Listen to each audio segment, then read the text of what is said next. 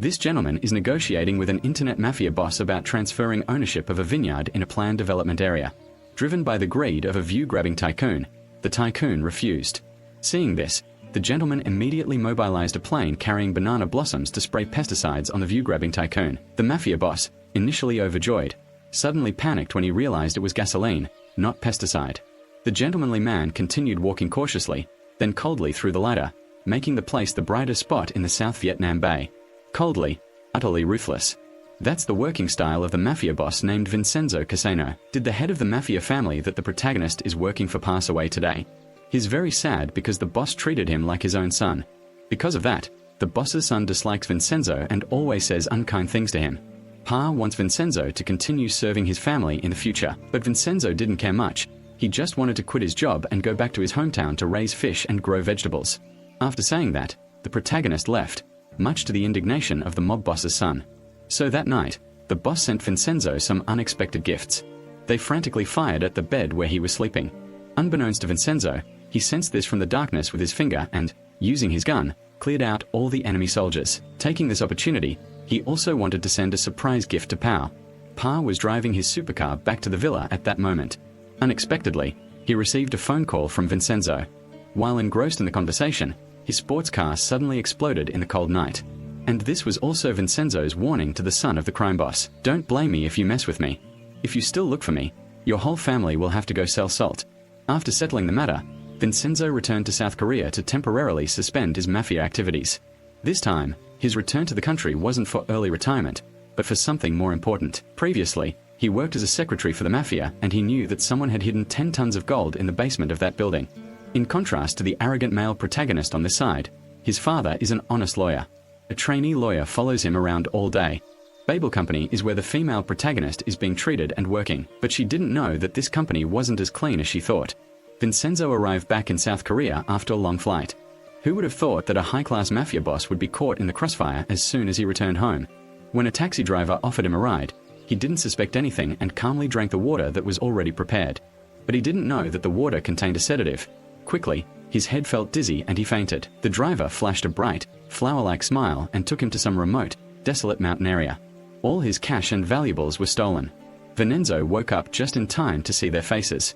But because they were jealous of his good looks, one of them immediately kicked him a few times to vent his anger. When he woke up again, all his luggage and documents had vanished without a trace. Vincenzo looked up at the sky, lamenting his fate and vowing to make those who were there today pay the price. Luckily, they still left him 50,000 troops, thanks to which he also managed to catch the last bus. First, he went to the Muong Than Plaza building. It turned out that 5 years ago Vincenzo collaborated with a Chinese tycoon to hide money. First, he bought the Muong Than Plaza building, disguising it as a company on the outside. But inside, he secretly had people digging tunnels to hide tens of tons of gold belonging to mafia organizations. The door could only be opened by scanning the eyes of this tycoon. Returning to the present, Vincenzo first met the engineer who designed this secret chamber. He told the protagonist that this building is now an apartment building and the Babel Corporation has bought all the houses on the ground floor. It seems they want to take over the entire building to conveniently monitor the underground gold vault. Vincenzo stayed in a room on the top floor and wanted to see the secret chamber on the bottom floor. Unexpectedly, the engineer said that the bottom floor had now become a temple, but the abbot of that temple didn't know that every day he was sitting on tons of gold. Later, the remaining residents of the building gathered together. They were the ones protesting the Babel Corporation's demolition of the place. The next day, people from the Babel Corporation came to Vincenzo wanting to use money to get the residents to move elsewhere. Even with the extremely high price for this old apartment building, how could it compare to the tons of gold hidden underneath? Vincenzo flatly refused. So that night, Babel's men kidnapped the manager's wife and children. Because of his family's safety, he was forced to sign the agreement to sell the apartment. After settling the matter, they left. The manager also reported this to Vincenzo. But while he was still apologizing, a truck suddenly sped straight into him. Vincenzo knew something was wrong, but he was powerless to do anything about it. Babel's men immediately surrounded and sealed the building. The thugs stormed in, telling the residents to prepare to receive compensation and leave. If they didn't leave, they would be beaten up. The residents were furious upon hearing this. They thought they had been betrayed by Vincenzo. The female protagonist and her father were also there wanting to protect the people, but despite their strength, they couldn't do anything. Just as they were about to start fighting, Vincenzo appeared in time. He rushed into the middle and told them to stop. One arrogant guy lunged forward, but Vincenzo grabbed his arm and kicked him to the ground. The gang leader swaggered forward, wanting to intimidate the other party. But Vincenzo didn't want to waste words, so he used his fists to settle things.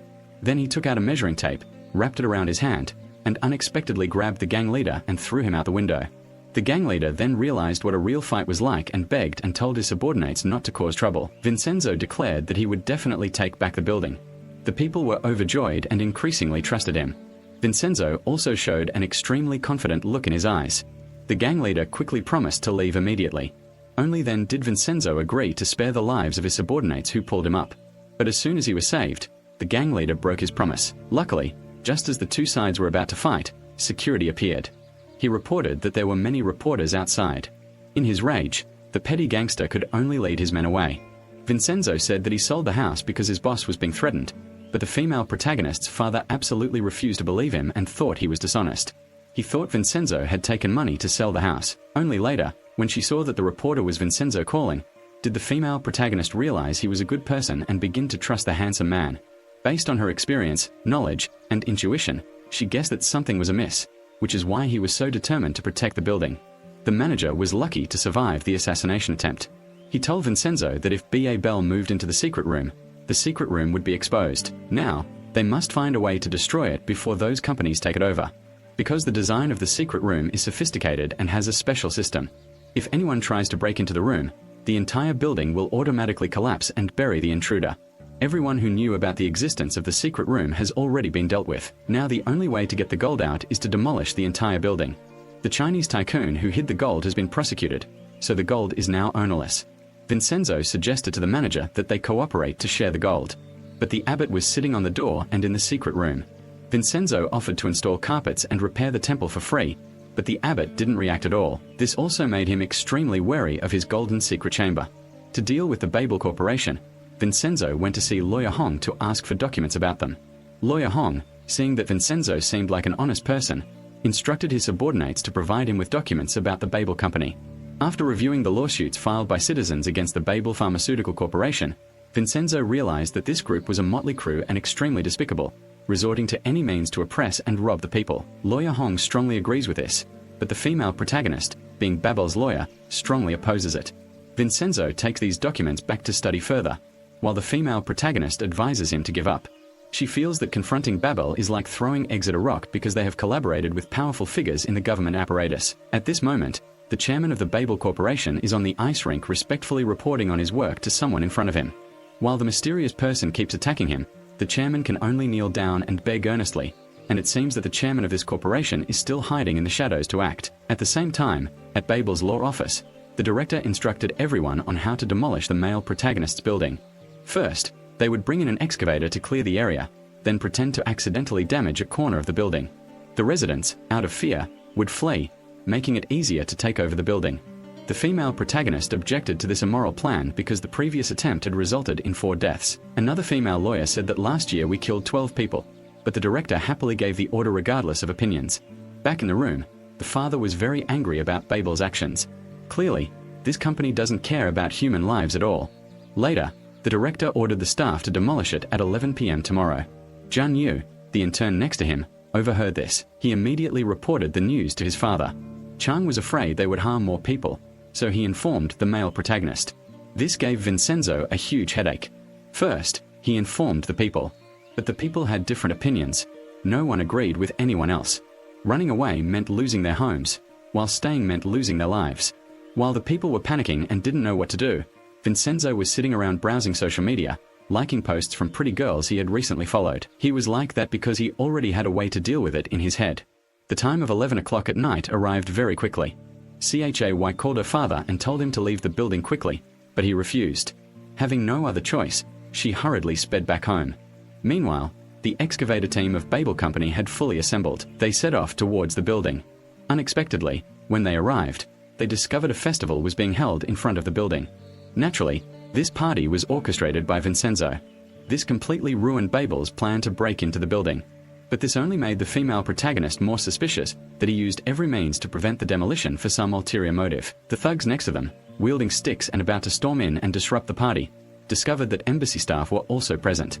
The security guards were also their men, so they told them it was best to stop. Knowing they couldn't get what they wanted, The director immediately went berserk, and the people were happy to have their house saved. But Vincenzo knew the party was only a temporary plan. To stop it, they had to destroy the entire Bell company. Upon arriving home, he immediately devised a plan. Vincenzo had documents about the new drug from Babel Pharmaceutical Company. In fact, it contained a toxic ingredient banned here. Father Young asked the intern to give him Vincenzo's file. John, because he liked the female protagonist, wanted to ask her out, but it seemed Father had a crush on the male protagonist, so he refused. Vincenzo's side brought the documents to Lawyer Hong to examine the ingredients in Babello's painkiller. It is a type of addictive substance disguised as medicine. Lawyer Hong Bang Hoang said that if the product is put on the market, it would be like this company openly selling papaya leaves, and they must stop this at all costs. Father Young learned that one person in Babel's drug research team had fled. She wanted to bribe the pharmacist to reveal his location but failed. Trainee lawyer Jun Yu suggested that the fugitive would definitely seek out his father, because now he is the only good lawyer in South Korea. As he predicted, Bao's drug research staff sought out Lawyer Hong. He regretted manufacturing papaya leaves hidden under the medicine. This would cause countless more victims in the future. Moreover, the Bao company conducted experiments directly on people. The process of manufacturing the medicine resulted in the deaths of many lives. Lawyer Hong asked him if he could testify in court, but he was afraid his family would be harmed and refused to testify. Lawyer Hong had to handle it himself. For now, he and Vincenzo still didn't know what to do next. Just then, the lawyer received a phone call that required him to leave urgently. He immediately took Vincenzo with him to the hospital. It turned out that one of his clients was seriously ill and lying in bed. This mother was the one who had abandoned Vincenzo when he was a child. Vincenzo was completely unaware, so he just left. He went to see the representative director of Babel Company and ordered him to do two things. First, the building must not be demolished within 2 months. Second, when it is demolished, it must be done by Vincenzo's designated company. The director said, "What right do you have to order me around?" Vincenzo then presented all the evidence of this man's embezzlement. There are also photos of him entering the hotel with the young women. Vincenzo said that after 2 months all this evidence would be erased. The director, feeling inferior, obediently complied. At the same time, the Babel Corporation's mafia was preparing to depart. The director quickly called and ordered that they not be involved for the next 2 months. The gang leader quickly told them to stop, so the building was temporarily safe again. In the evening, the father told the female protagonist about the 3 leopards adding papaya leaves to the medicine. But the girl still refused to believe it, blindly saying that her father had a prejudice against that company. And Li Ju argued that it was normal for painkillers to contain anesthetics. After saying that, the daughter angrily left. When she went to the door, she met Vincenzo approaching and immediately scolded him for bewitching her father into doing something wrong. Seeing the female protagonist blindly protecting the evil company, Vincenzo came forward and said she was really foolish. But as soon as the male protagonist left to go back into the house, strangely enough, the female protagonist felt very happy to be called foolish by him. As we say, when a handsome guy curses, the listener only sees it as affectionate scolding. Inside, Lawyer Hong revealed that the person hospitalized this morning was his mother. Although she abandoned him when he was young, her illness was in its final stages. He hoped Vincenzo could let go of the past so he wouldn't have any regrets. At the same time, at the Babel Company's pharmaceutical manufacturing villa, someone cut the gas pipeline and left behind a timer. The staff saw Kigaga hastily wake up. At that moment, as the clock finished its countdown, a loud explosion rang out. The very next day, the news spread like wildfire throughout South Korea. All 14 drug development staff members of the Babel Corporation were killed. Lawyer Hong was furious that they had quickly had someone erase the evidence. The police found no evidence of arson and wanted to close the case, but Lawyer Hong insisted they investigate further. Vincenzo, who was also there, discovered 2 people secretly taking pictures. He quickly stopped Lawyer Hong, saying, "They even attacked our own people. If we continue like this, we might not survive." Unexpectedly, Lawyer Hong still insisted on fighting to the end, making Vincenzo very worried about his life. After the deaths of 14 employees, Chairman Babel remained calm and composed, even only expressing regret for his billion-dollar mansion. Prosecutor Choi asked him to buy him a new, more luxurious office, but the chairman stammered and appeared flustered. She immediately made a judgment in her heart, knowing that this guy was probably just a puppet chairman of the BABO group. At this time, the runaway employee contacted Lawyer Hong. He agreed to testify in court after the 14 colleagues were punished. Lawyer Hong asked him to meet tomorrow. The prosecution then called the female protagonist to their office and told her to stop acting as the lawyer representing BABO in the lawsuits, because after all, her father represented the victims. Father Yang, being greedy for fame and fortune, disliked this. She immediately ran to see her father and scolded him for always helping outsiders. But what about at home? Leaving her mother and her child alone in the operating room. Even if her father helped hundreds of other people, it couldn't atone for abandoning her mother and her. Vincenzo's son, in the office, heard everything. Later, he saw Father Yang drinking outside and advised her a few words about family, suggesting it would be best to apologize to her father. This statement made Father Yang fall into deep thought. At the same time, Prosecutor Choi at home called the men in black to take action against Lawyer Hong and the egg maker. That night, the witness was at home recording evidence of the BABO pharmaceutical company's crimes. Suddenly, someone knocked on the door claiming to be a police officer visiting the witness. He quickly opened the door and recognized the police officer as someone unfamiliar. So he closed the door and quickly packed his belongings and fled. Seeing this, the other party broke down the door and rushed in. Cornered, the witness had no choice but to jump out of the window to the ground. 3 men in black men chased after him frantically. The witness quickly ran to a boat to find shelter and then called Lawyer Hong. On the other side, Lawyer Hong was drowning his sorrows in alcohol and went outside. Vinzo saw that it was the witness calling, but he didn't answer because he wanted to save Lawyer Hong's life. Unexpectedly, outside, Lawyer Hong was also approached by men in black. One of them walked past him to confirm that he was today's target. The witnesses tried calling the lawyer repeatedly but couldn't get through. At this moment, Babel's men in black arrived, and then strawberry syrup shot onto the screen. After drinking, Lawyer Hong went back into the bar and said that perhaps evil should be punished by evil. He hoped Vincenzo could confront the Babel Corporation. At that moment, a truck crashed into them. Vincenzo was stunned and unable to move, while Lawyer Hong died on the spot. Cha had intended to go to the pub to apologize to her father, but upon arrival, she found him dead.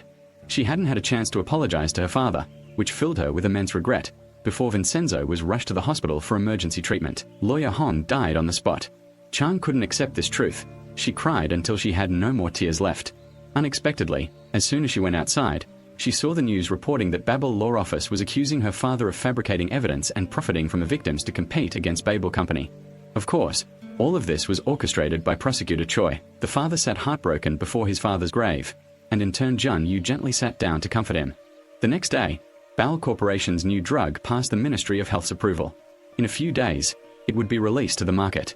They advertised that this new drug had no side effects. Its long-lasting effect made it an ideal painkiller and could even erase the connection between the deceased test subjects. With this new medicine, father went to the hospital to visit Vincenzo, crying and sharing many secret thoughts.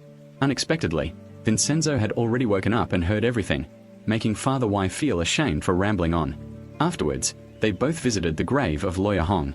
Vincenzo remembered that he had once said that evil must be punished by evil. He looked at the poor girl and resolved in his heart to take revenge on the Man Bao Corporation, but he advised her not to do anything because he was afraid she would be treated like Lawyer Hong. However, the female protagonist was too indignant to stop. While driving, she received news that a body had been found on the beach, and the father of the deceased was definitely the witness she had arranged to meet with her father. From this, she was certain that her father was not killed in an accident but was murdered by someone else. In a fit of anger, she immediately submitted her resignation. Prosecutor Choi appeared with an arrogant expression and taunted her father. Her father was completely unaware that she had ordered his prosecution, only knowing that something was very wrong. That night, Vincenzo was at home drinking alcohol and listening to the radio about a new drug being released on the market, which made him furious. He went to the bar where the accident happened that day. In that moment, as he relived the scene, he felt as if it was a murder, not an accident. Thinking of this, his wife was furious, so he immediately pulled out his phone and called his boss to ask for a favor. A little later, when the chairman of the Bowel Corporation returned home, he was horrified to find an unknown syringe in his pillow. The evil prosecutor thought and thought but couldn't figure out who could possibly have such ability. She suggested blaming the father. So the director reported to the chairman that the father was responsible. The chairman immediately ordered that the father be sent to prison.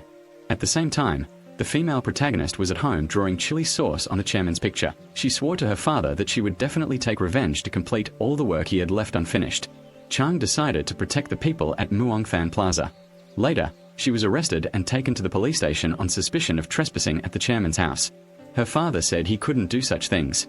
The police had no evidence but still arrested her father because they had received money from Babel and wanted to imprison Chang. Meanwhile, a local resident informed Vincenzo of this, causing him to spend the entire evening thinking about how to deal with the situation. The next morning, he brought a USB drive to the police station. It contained surveillance footage showing his father had an alibi. The police had no choice but to release him when he left. At the same time, in turn Jun Yu also went along. Later, the father asked him if he was the one who injected the needle. Under the persistent questioning of the girl, Vincenzo finally admitted it. And that was only the first step in his plan to destroy the Babello Corporation. At the same time, he told the female protagonist that before dying, the witness had called her father.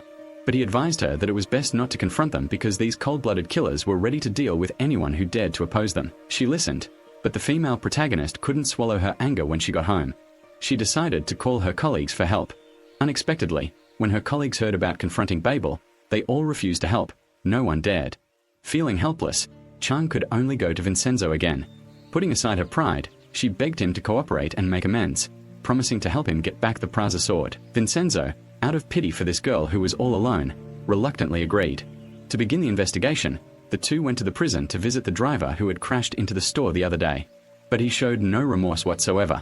Vincenzo found out that the driver had a criminal record. He immediately raised his voice menacingly. "Did you take money from the Babello Corporation?"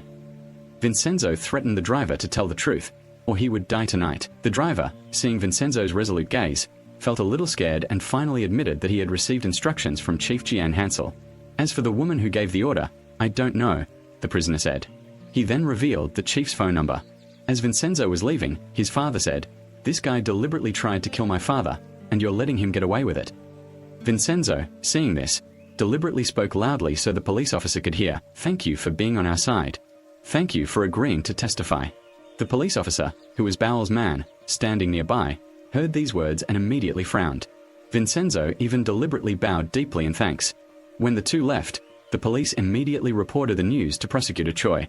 She immediately issued an order, and indeed, the driver was dealt with that night. Chang received this news and was not happy at all. She set a rule with Vincenzo: whatever revenge is, it must not affect other people's lives. At this moment, Vincenzo received information about Chief Zhang. Cha and Juang also wanted to follow him to save their energy.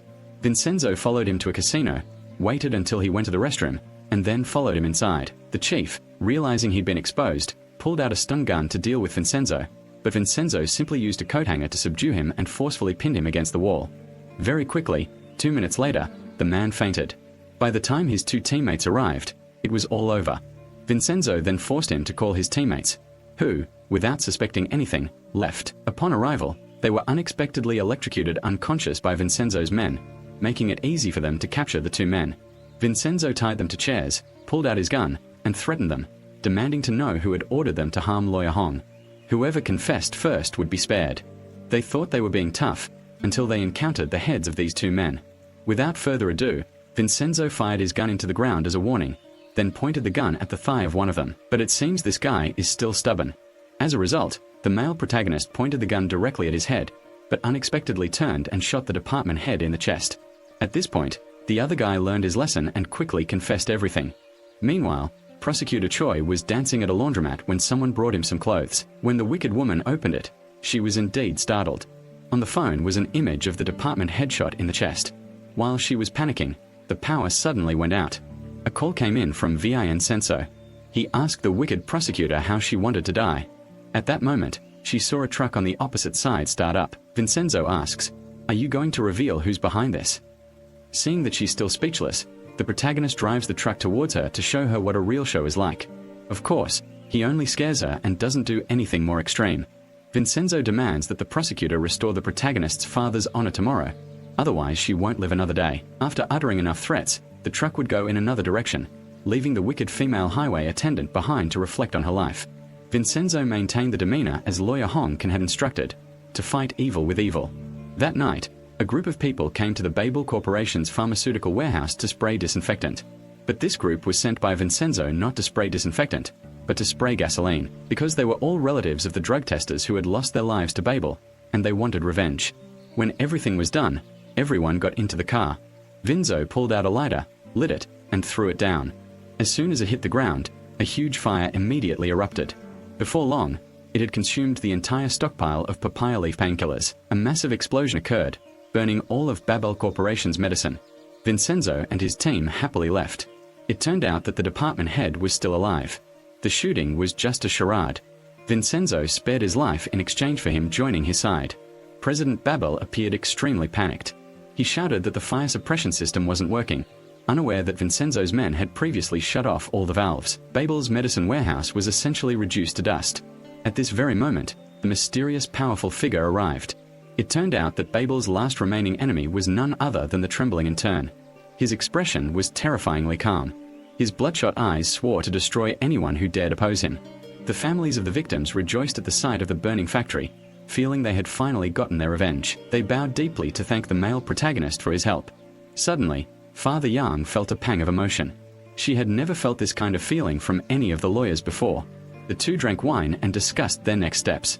Chang would operate in the open while Vincenzo would secretly manipulate everything in the shadows. The girl, who was a lawyer, knew the Babel Corporation best. Her father suggested that the corporation's weakness was the Babel Chemical Company. Coincidentally, an employee of this company knew the young monk. While the two were talking, the employee suddenly had a nosebleed. Apparently working at the Babel Chemical Company was very hazardous. At the same time, Vincenzo began his plan of action. He staged a chance encounter with President Babel at Jim's gym and pretended to be a fan to strike up a conversation. But after only a few basic questions, Vincenzo realized that this guy was quite stupid and clumsy. He immediately told his father about this and argued that a brainless person like him could not possibly be the president of Babel. The two of them were very eager to find out who the chairman really was. The father found out that a total of 42 victims had died while working for Bao Chemical, and the cause of death was all related to blood. Strangely, none of these 42 people sued the company. It turned out that most of the lawyers had been bribed by Bao Chemical. They all advised the victims' families to accept compensation. Furthermore, they even bribed the hospital director to help falsify blood tests in favor of Babello. Then they bribed reporters to manipulate public opinion. That's why 42 people died, but no one could sue this company. 3 people decided to fight for them. First, they went to see the lawyer and told him to give up representing the victims. He had taken money from the Babel Corporation and immediately refused. At this point, Vincenzo had to resort to mafia tactics, threatening him to force him to give up so Vincenzo could represent the victims. Later, his father proposed a bet. If he could convince the victims to sue, he would be exempted from paying. Vincenzo found it interesting and immediately agreed. The scene then shifts to him crying loudly in front of the victims' families. She showed great sympathy and gave them very reasonable advice. Unexpectedly, no one agreed to sue. Wasn't the lawyer who was up against that company just killed? We let go of the money and live peacefully. At this point, my father, in his grief, said to everyone, "The lawyer who was prosecuted was my father, so no matter what, I must fight to win." Seeing that the family and victims still didn't dare to do anything, Vincenzo said that no matter what, we will always stand by your side. At the same time, the Babel Chemical Company held a press conference to announce a new product. Unexpectedly, while the chairman was shaking hands, the employees were surprised when someone spat blood in his face and collapsed. This person happened to be a friend of the monk. Meanwhile, the gangsters causing trouble at the Miyi restaurant were in a critical situation when Vincenzo and his father arrived just in time. They wanted to scare the people here away. Unexpectedly, Vincenzo slapped one of them straight in the face, then kicked a chair and immediately started fighting them. He wasn't big, but his fighting skills were extraordinary. One guy who threw a cup was immediately caught. The last one Vincenzo knocked out completely. That guy really knew what a festival was like. Vincenzo still made him pay the full amount before letting him leave. The shop owner was crying because his property was damaged. Seeing this, the male protagonist pulled out a huge wad of cash for him. CHAY increasingly saw Vincenzo as a domineering CEO, but since she hadn't convinced the people earlier, she was now being punished. Vinzo was so strong that Father Y was extremely nervous. Unexpectedly, the male protagonist hesitated for a while and didn't flick, but instead forced Chang to close her eyes so he could admire her, finally just giving her a light flick that moved Father Y. Later, the wicked chairman, still disguised as an intern, came to see Father Y. Everyone seemed completely captivated by his innocent appearance. Junyu invited Father Y to eat spicy noodles. Although the male protagonist couldn't eat spicy food, he still wanted to go along. In the end, when they arrived, they ordered the spiciest level 7, and Junyu still ate it happily. But Vincenzo was really turning pale from the spiciness. To make matters worse, Father Y intentionally added more chili powder. Junyu, seeing Vincenzo's inability to eat spicy food, took advantage of the situation and poured the entire bottle of chili powder into the male protagonist's bowl. On this side, the monk visits his friend. He realizes that the Babel Chemical Company is really doing shady business. Unexpectedly, the director said that he smokes a lot, which means it has absolutely no connection to Babello Chemicals. The young monk realizes there's a problem and immediately contacts the female protagonist. Father Y helps the male protagonist go home. This makes the villain tremble with jealousy. The monk recounted the whole story to everyone, and the victim's father immediately understood that the abbot was lying. The head monk, hearing of the injustice, also became angry and decided to help. The next morning, the head monk and the victim's family went to see the lawyer. He scolded him, calling him shameless. The lawyer, frightened, ran outside and saw the abbot holding the dismissal papers. It turns out that the night before, her father invited an old colleague from BABO to go drinking, pretending to be drunk to extract information. She recorded evidence that the lawyer had committed a crime, and Vincenzo secretly went to his office. He discovered that the painting on the wall was very clean, and sure enough, inside was a box with a lot of gold coins. The lawyer, hearing this, rushed in to check, and indeed, everything had been taken. Inside, only a piece of paper remained stating that all the donations had been given to charity. After that, the two went to the law office of B.A. Bello, and Father Young announced that she would represent the victims in suing the corporation for fair compensation and for them to stop producing that all-purpose medicine. Vincenzo no longer hides, directly revealing himself as the one who committed the recent acts of harm. The wicked prosecutor, remembering the intimidation incident, also decides to confront Vincenzo. Jun Yu chases after them, advising them not to confront Babel because he feels regretful if he has to personally deal with the female protagonist. The wicked prosecutor worked all night to prepare well for dealing with the lawsuit. The next morning was the day of the trial, and the evil prosecutor Choi calmly responded to the press. She declared that all the rumors were fabricated, and that people shouldn't let those people use them to ruin the corporation. At this moment, Vincenzo arrived in a supercar. He stepped down looking absolutely stunning, attracting all the attention. The father even posed for the photographers with great charisma and slay. Both sides prepared to enter the Vincenzo courthouse for the relatives of the victims protesting on the lawn. There was even a Buddhist monk chanting prayers there for peace of mind. This completely attracted the attention of the media. The eyes of the lawyers on both sides met. The great battle officially entered its explosive phase. Unexpectedly, before the trial, the prosecutor had a private meeting with the judge. And the judge, who was also a bribe taker for the Babel Corporation, ensured they had the upper hand this time. Vincenzo knew perfectly well that they had bribed the judge, so they would lose and the trial would definitely be postponed today. The two had planned this beforehand. Sure enough, as soon as the judge entered, he immediately slipped and fell backward, leaving him sore all over. When the trial began, Prosecutor Choi said that the victims were not connected to Bao. When it was her father's turn to argue, she appeared weak, causing everyone to worry. Then she pretended to faint in court. Normally, the trial could not continue without a lawyer, but the judge, having been bribed, declared that the case would proceed. Hearing this, her father immediately turned around and stood up. So the plan to pretend to faint failed. Vinzo then switched to a backup plan. He unexpectedly caused the power in the house to go out.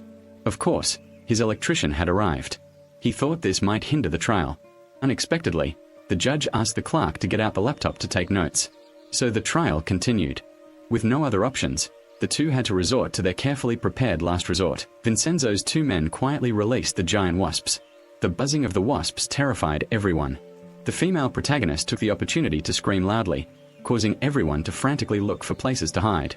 Beforehand, they had intentionally smeared honey on the judge, and the wasps immediately swarmed and stung him. After a while, when things calmed down, the judge's face was swollen and contorted. Even the monk couldn't help but laugh in pain. The judge had to leave the courtroom after another week. After saying that, he fainted. So Bao's plan to bribe the judge was ruined, and his side would have another week to gather evidence. Prosecutor Choi brought a potted plant with a recording device as a gift to the female protagonist's office. I was surprised when I got home and turned on the radio. On this side, it was just a young man whistling all day long. It turned out that Vincenzo had discovered that he had used all these dirty tricks, like those of a second-grade student pretending to be a ninth-grade student. At the same time, the police chief ordered his subordinates to investigate Vincenzo. It turned out that the Babel company had sent a request to investigate them, so the chief ordered his subordinates to do this. On this side, the father and the male protagonist are sitting and drinking. She is curious why Vincenzo is so determined to acquire the plaza building. Vincenzo reveals there is a gold vault beneath the building, which greatly surprises Father Yang. Unexpectedly, the girl insists that Vincenzo is joking. To get the gold out quickly, the male protagonist calls an engineer to bring measuring equipment. They needed to check the bomb system in the basement to see how it was. Then Vincenzo went to the temple with the surveillance equipment, completely unaware of the spy following him. After connecting to the measuring device, Vincenzo pressed his face to the floor to listen for a response. But from the spy's perspective outside the door, it was mistakenly thought that Vincenzo was kneeling in repentance before the Buddha. He concludes that Vincenzo is truly a good person. Inside, the protagonist knows that the bomb system is still working properly, and he can detonate the bombs once the residents have left. At the same time, all the people in the apartment building are celebrating. They have received news that Vincenzo will pay for them to move elsewhere. After the captain followed Vincenzo and wrote a report, President Babel reviewed the report and found Vincenzo to be a virtuous and accomplished person, skilled in music, chess, calligraphy, and painting. He saw no malicious intent whatsoever. Of course, even after reading such a large file, they still didn't believe Vincenzo was that kind of person. The second trial required the victim's family to testify. The father carefully prepared everyone to learn how to answer. But even so, their chances of winning the case were still not high. If the hospital director testified, they would be at an even greater disadvantage, so they needed a medical expert to counter their arguments. On this side, Jun Yu also no longer hid his identity. He stated that his father had 2 sons. The younger son is actually the puppet chairman B.A. Bell, and he is the eldest brother, the real chairman of the corporation.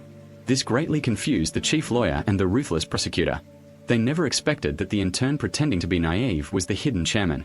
Because of the urgent situation, Jun Yu had to step forward. He was very disappointed with yesterday's trial. He also declared that Vincenzo was the one who burned down his drug warehouse. Jun Yu ordered Prosecutor Choi to win the trial.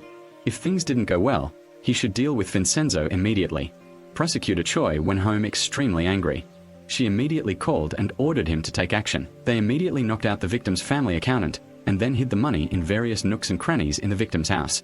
The director personally injected papaya leaves into the victim, and online newspapers published news throughout that night. The next morning, the news was flooded with reports that representatives of the victims of embezzlement had to rush to the police station. The victims' family members have all been arrested. At this point, the police present evidence that every victim's house was full of money. So, in one night, Prosecutor Choi reversed everything. While Yang's father and the male protagonist were racking their brains trying to figure out what to do, a colleague reported that all the witnesses had been found guilty and were disqualified from testifying. The victim also had papaya leaf test results. While the two were at a standstill, Jun Yu came and suggested that father return to work with Bao. But father immediately refused without hesitation. Jun Yu unexpectedly held her back, and at the same time threatened Vincenzo, warning him not to try to fight a losing battle. Vincenzo began to sense that the intern was indeed not ordinary at all, but something extraordinary. Their situation became increasingly difficult. 5 days later, the trial resumed, and Jun Yu ordered Prosecutor Choi to act quickly and decisively. As soon as the trial began, the head of the institute personally appeared to testify, completely rejecting the qualifications of the female protagonist's witnesses. Suddenly, my father said I still had a witness and I would like to invite a witness named Vino. The door opened, and unexpectedly he was uncuffed and entered, causing the prosecutor to immediately gasp in surprise. Ultimately, why Vincenzo became a witness must be told from 5 days prior. Vincenzo went to the table of the directors of the Babello Chemical Company. He directly beat these people, even pouring alcohol on them and threatening to burn them all. Taking advantage of the police arrival, he kicked their phones, which his colleagues picked up. Going back to the previous scene, he was here because he was directly involved in the case. Vincenzo pulled out the phone he had picked up from the CEO. Inside, this is full evidence that they threatened the victim's family. He submitted it to the judge in this way, making Babel's men realize they were about to lose but unable to do anything. At the same time, Vincenzo accused the director of falsifying test results. The cause of death of 42 Babel researchers was poison, not leukemia as he concluded. The judge, seeing this, declared that he had to hear the expert's opinion. This fell right into the trap that her father had set. She immediately requested a medical expert to be a witness, and surprisingly, this person turned out to be the director's wife. Seeing his wife arrive, the director angrily protested, and as a result, he was immediately kicked out. The director's wife is a professor of hematology, but why would she confront her husband? It was all part of Vincenzo's pre-written script. 5 days ago, he investigated and found out that the director was having an affair and was about to get a divorce. So, with his good looks, he easily approached the director's wife and showed her photos of her husband's infidelity, along with a list of assets registered under his mistress's name. He asked her to appear as a witness in exchange for him handling the divorce proceedings to help her obtain all of her husband's assets. Living according to her mother's teachings, an ugly man can pretend to be kind, but how can a handsome man pretend to be handsome? So she completely believed Vincenzo's words. Back at the trial, the professor presented evidence against her husband. Among them were emails revealing that the company lacked equipment to filter toxic gases, leading to researchers being severely poisoned. The husband, who was the director at the time, was called in to testify. Unexpectedly, the wife suddenly produced a packet of papaya leaves from her husband's desk. It matched the papaya leaf substance found in the victim's blood. The husband, realizing he had been exposed, yelled loudly in court. The professor, seeing this, stepped up and called him a worthless adulterer, then slammed the microphone straight onto the old man's head. Vincenzo, seeing this, clapped his hands in glee, praising this feminist act. So, in this lawsuit, the Babel Chemical Company lost the case. After losing the lawsuit, Junyu ordered a press conference tomorrow to admit his mistake and announce the cancellation of the painkiller product. At the same time, he also ordered the chairman to demolish the thorny glass building immediately. They need to build new houses to bribe politicians. Then he drove down the road in a fit of rage. This lawsuit alone has cost us $800 million. He sped to a deserted plot of land to vent his anger on the prosecutor and the director. The two rushed out, profusely apologizing. The prosecutor said they lost because they didn't understand their enemy well enough. Junyu angrily ordered the father to be dealt with, but before harming her, everything had to be taken from her. Junyu gave 3 days to resolve everything. The resentful woman, in a fit of rage, directed her staff to use all their resources to investigate. Chang was determined to find out her crime. On this side, the families of the victims were extremely grateful to Vincenzo, which further impressed the agent. A little later, the construction manager Babel came to see Vincenzo and revealed that Chairman Babel had ordered the building to be demolished within a week. This time, there was really no way to delay. To quickly get the gold, he asked Yong Yuan to pull 2 monks onto the bridge to distract them. He and an architecture professor went to survey the basement. The professor believes the building structure is too weak to demolish the basement alone. This is giving Vincenzo a huge headache. Meanwhile, the 2 brothers, the presidents of the Babel group, are talking. Junyu criticizes his younger brother for being stupid, but unexpectedly, he replies, "I know about how you dealt with our father in the past." It turns out that the year before, when their father was in the hospital bed, Junyu asked the hospital director to inject poison into his father. Then the father's heart stopped instantly. The younger brother witnessed all of this from outside but lacked the courage to speak up. Junyu praised him, saying, "It's good that you know that. If you do something so foolish, I won't go easy on you." The younger brother looked scared, but he was undoubtedly harboring a lot of resentment. That night, unexpectedly, a beggar came in to eat with the residents of the apartment building. He revealed that there were many gold bars hidden in this plaza. About 3 years ago, I personally witnessed them moving the gold. After that, all the workers who moved the gold were punished. Seeing that people didn't believe him, he showed everyone a picture of the workers moving the gold here. At this point, the residents understood why Vincenzo was so incredibly kind and insisted that they move to a more spacious building. The next day, Vincenzo came to announce that he had bought another building for everyone to live in. According to the previous agreement, everyone would move out today. Of course, because they knew there was gold, greed arose in everyone, and no one wanted to leave. Vincenzo had saved their lives several times, but now, hearing about the gold, they immediately turned against each other. Back in Vinzo's room, she was extremely dissatisfied. She didn't understand why the residents had completely changed their attitude like that. Just then, the police appeared. They had an urgent arrest warrant for the female protagonist for embezzlement of public funds. The police had evidence of 5 USB drives containing data, and of course, this was a plot by that wicked prosecutor. With all these crimes, the father should receive at least 15 years in prison. Chang earnestly begged Vincenzo to save her because in just 2 days she would be transferred to prison. At this point, Vincenzo had to resort to trickery. It turned out he knew the minister had a big dream, which was for his son to participate in the European football tournament. So Vincenzo went to talk to him. He promised to let his son participate if Father Yang was released. Then he called the scout from the Peach Blossom Club. It turned out that the 2 men on his side were good friends. Vincenzo asked him to make arrangements for the minister's son and the team. Even though the boy's playing style was no different from Long's, the minister happily embraced Vincenzo, then called the wicked prosecutor. Immediately, her father was acquitted and released. She happily ran around Vincenzo like a puppy. That night, the protagonist ordered the director to find many people in red who were good at taking blows.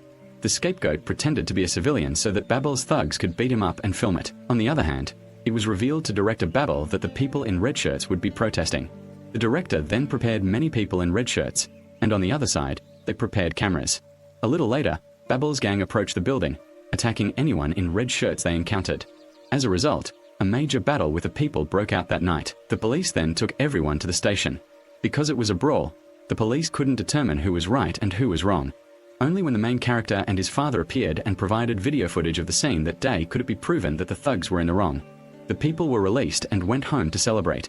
They all expressed that they would stay to celebrate the plaza's opening no matter what. This made Vincenzo very unhappy because the gold extraction would be temporarily suspended. At the same time, on the ice rink, 3 directors came to see Chairman Jian Hansel. They reported that the corporation was facing capital difficulties after the warehouse fire and losing the lawsuit, which had caused them to experience a cash flow deficit. Chairman Jiang was extremely angry. He used his baseball bat to knock down all 3 directors. Then he got into the car and the driver gave him a pistol. When he held the gun in his hand, his expression changed, looking very arrogant. Meanwhile, Vincenzo went to the hospital to visit his nanny. The doctor said she only had a few weeks to live. Vincenzo looked at his mother on the hospital bed with mixed emotions, unsure whether he should accept the mother who had abandoned him since he was a child. But anyway, he will ask for a postponement of the execution for her.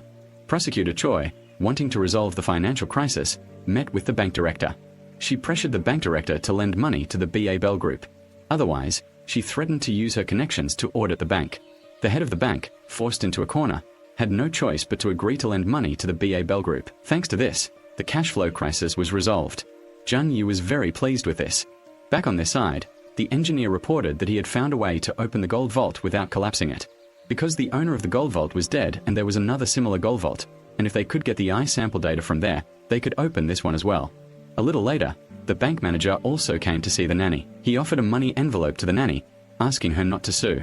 It turned out his father had abused the nanny. Knowing she had received a stay of execution, he wanted to negotiate, and the nanny was truly furious. She knew that this scoundrel had falsely accused her of being locked in a closet. The father pretended to intervene but also took the opportunity to pull his hair to vent his anger. Later, everyone watching the church learned that the bank would invest in Babel. This would solve their financial crisis. Of course, no one could let this happen. Chang told Vincenzo about the bank bribing the nanny. His own father had abused her and falsely accused her of being locked in a cupboard. Hearing this, Vincenzo became even more determined to avenge his mother. Chang obtained confidential information through a former colleague, revealing that this bank director had been arrested 4 times for assault. He approached men at parties, and if they refused, he would beat them. And the one who settled things peacefully for him was, of course, that greedy and cruel prosecutor Choi. Perhaps that was the weakness that allowed her to manipulate him. Father Yang knew this guy was a Bin Thuan chicken hot pot seller, so he came up with the idea of using a handsome man trick to deceive him. And the chosen one was none other than Vincenzo. Hearing this, the male protagonist spat out all the water in his mouth. Of course, as a Geiger chat, how could he possibly accept this? Father tried his best to persuade him, saying it was just a temporary sacrifice to achieve justice and a bright future awaited them. Through investigation, they learned that this man was very fond of horseback riding. So Vincenzo disguised himself as a romantic guy and coincidentally appeared at the racetrack. The director was immediately attracted to him. Vincenzo approached the director at the right moment, unexpectedly helping him pick a horsehair from the back of his neck, which made the director extremely excited. Vincenzo then taught him how to ride a horse properly, his kind actions and handsome face completely captivating him. Chang, watching Vincenzo from the outside, was completely smitten, let alone the person involved. The only thing was that Vincenzo felt strange. Homie, there were times when he just wanted to give up, but his father insisted on staying by his side and encouraging him to keep trying. She was jumping around and about to be kicked by a horse. Vincenzo quickly pulled the protagonist into his arms, leaving her stunned. Suddenly, she felt a strange emotion. That night, Vincenzo went drinking with the bank manager, feeling utterly disgusted, but the man's father kept encouraging him to hug him. Despite feeling very uncomfortable, he persevered for a while before finally pouting and feigning affection. Seeing this, Chang became even more emboldened to attack. Finally, the male protagonist had to pretend to want to befriend him, then curiously asked why his father had made him a bank director. At this point, he revealed that his father was a scoundrel who liked to rape women. One day, he tried to rape a maid but fell off his horse. My mother witnessed everything through a crack in the door, but she ignored my father's death without calling for emergency services. Vincenzo, curious, asked why, and the man said it was because my mother wanted me to become the director. As for the maid, she was falsely accused and imprisoned. Vincenzo was stunned to hear this because the maid who was falsely accused was his mother. When he learned the truth, Vincenzo shook hands with the bank director and made an appointment with him to meet him at the very end. The flamboyant bank manager, upon hearing the handsome man's proposal, immediately agreed. On the weekend, the two went on a date in a park, with the man and his friend naturally following behind. The Bin Thuan chicken hot pot guy was overjoyed, constantly flirting with the male protagonist. Vincenzo, seeking revenge, could only grit his teeth and endure in order to win the heart of the beautiful man. After a long day of fun, the bank manager noticed Vincenzo was unhappy and asked him a few questions. Vincenzo pretended to be angry. I heard that your bank is going to sign an agreement with Babel. I'm worried that the bank will be affected because of this conglomerate. The bank manager was deeply moved by this. He approached him, intending to give him a kiss. Vinzo immediately sensed danger and quickly ran away, telling the bank manager not to come looking for him.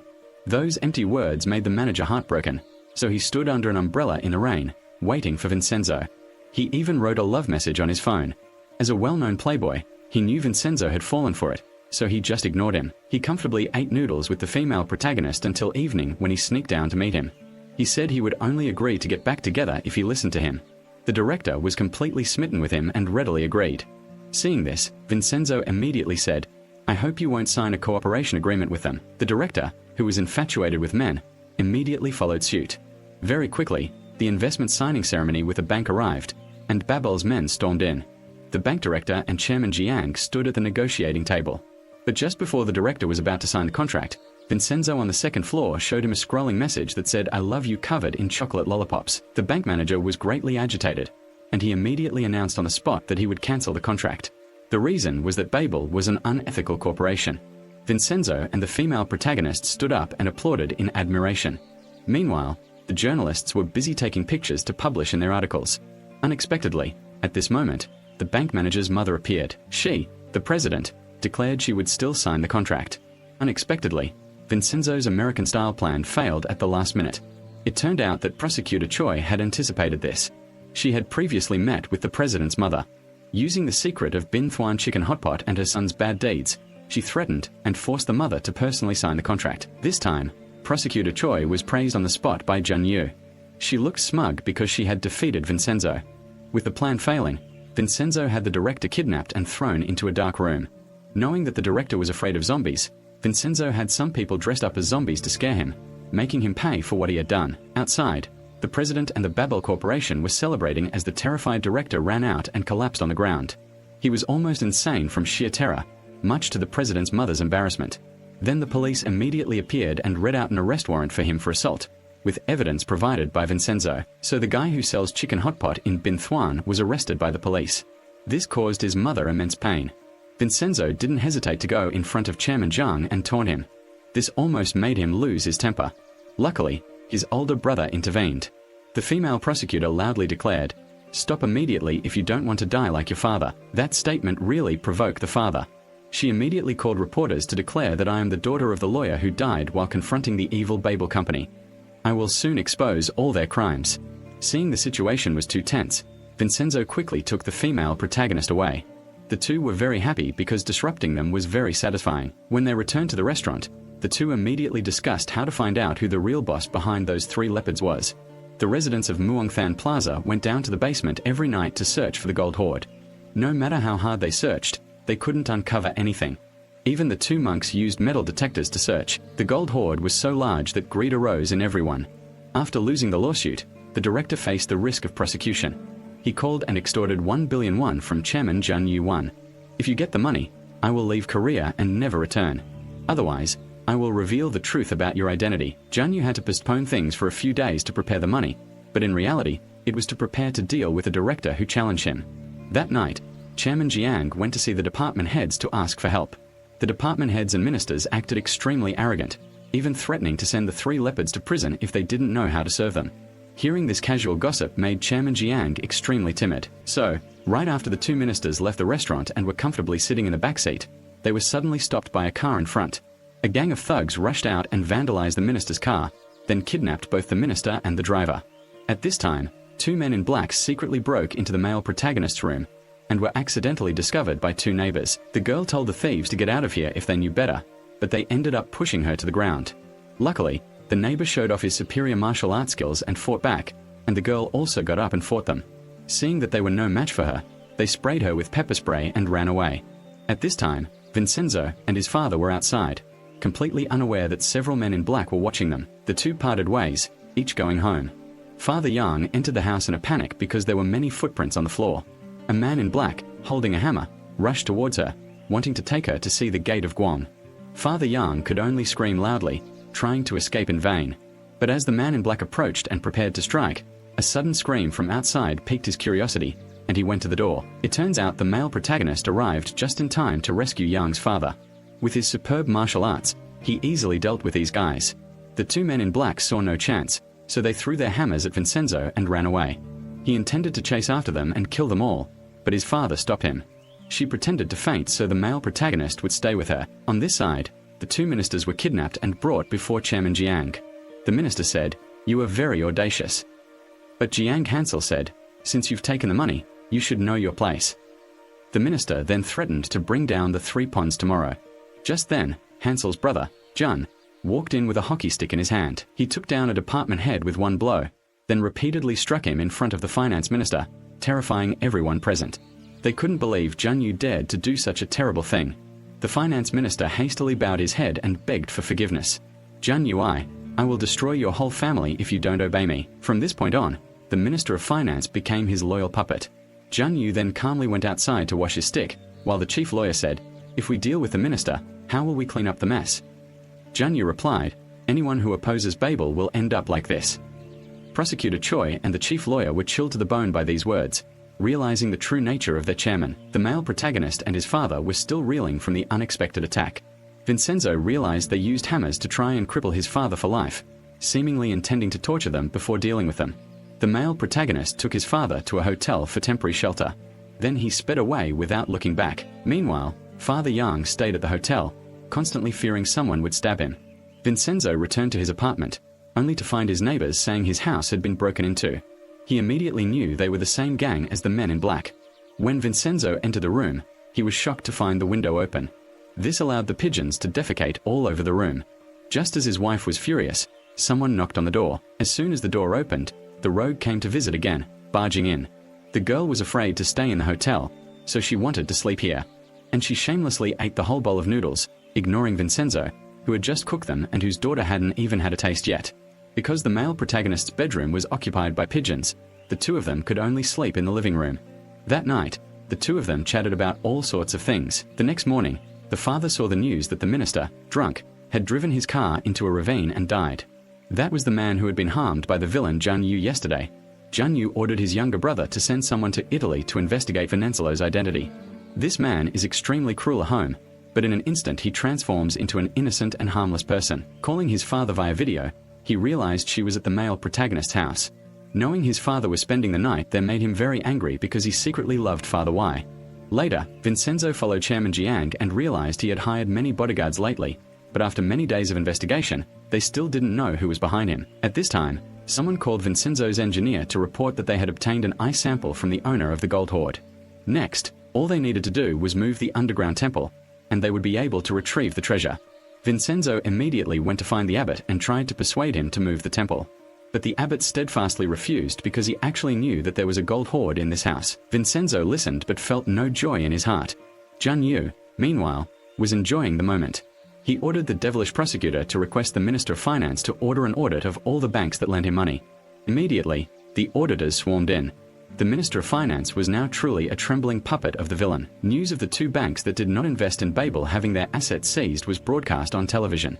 Vincenzo watched and immediately understood that Babel was definitely behind it, making them realize that the minister yesterday was framed, not an accident. So Babel was far more formidable than they imagined. Vincenzo understood that the only weakness now was the director who was extorting money from Babel. Immediately the two went to see his lawyer. The lawyer demanded that his client be guaranteed innocence and foreign citizenship. Then they would give Vincenzo proof of Babello's crimes. Vincenzo asked the lawyer if he knew who the final boss of the Babello Corporation was. The lawyer recalled the director's words, "It seems my client knows who that person is. He often contacted him using a secret phone number." Vincenzo asked his lawyer to investigate who that person was. But the lawyer refused to answer. Unfortunately, their conversation was secretly recorded. Of course, Jun Yu is the one behind this secretly recorded video. Just then, his younger brother gave him some good news. He just managed to get a large foreign bank to participate. Jun Yu promised him he would handle the legal procedures so the bank only needed to inject money. Chairman Jiang immediately ordered the security guards to be quadrupled because they were about to resume production of the banned papaya leaf painkiller. The other day, news of two foreign banks investing in Babel immediately reached Vincenzo, so their efforts to stop the harmful painkillers have unfortunately failed, and another piece of bad news arrives. The lawyer called the hospital director to blackmail Babel but was bribed. The father is now back on Babel's side. But lawyer Kang says he will help the female and male protagonists fight against this corporation. So the female protagonist immediately came up with a plan to impersonate the Babel Corporation's men in black. They would threaten the director and force him to reveal the truth. That night, the three of them went to the director's villa. To their surprise, they found only corpses inside. A security guard had been killed and was lying on the ground.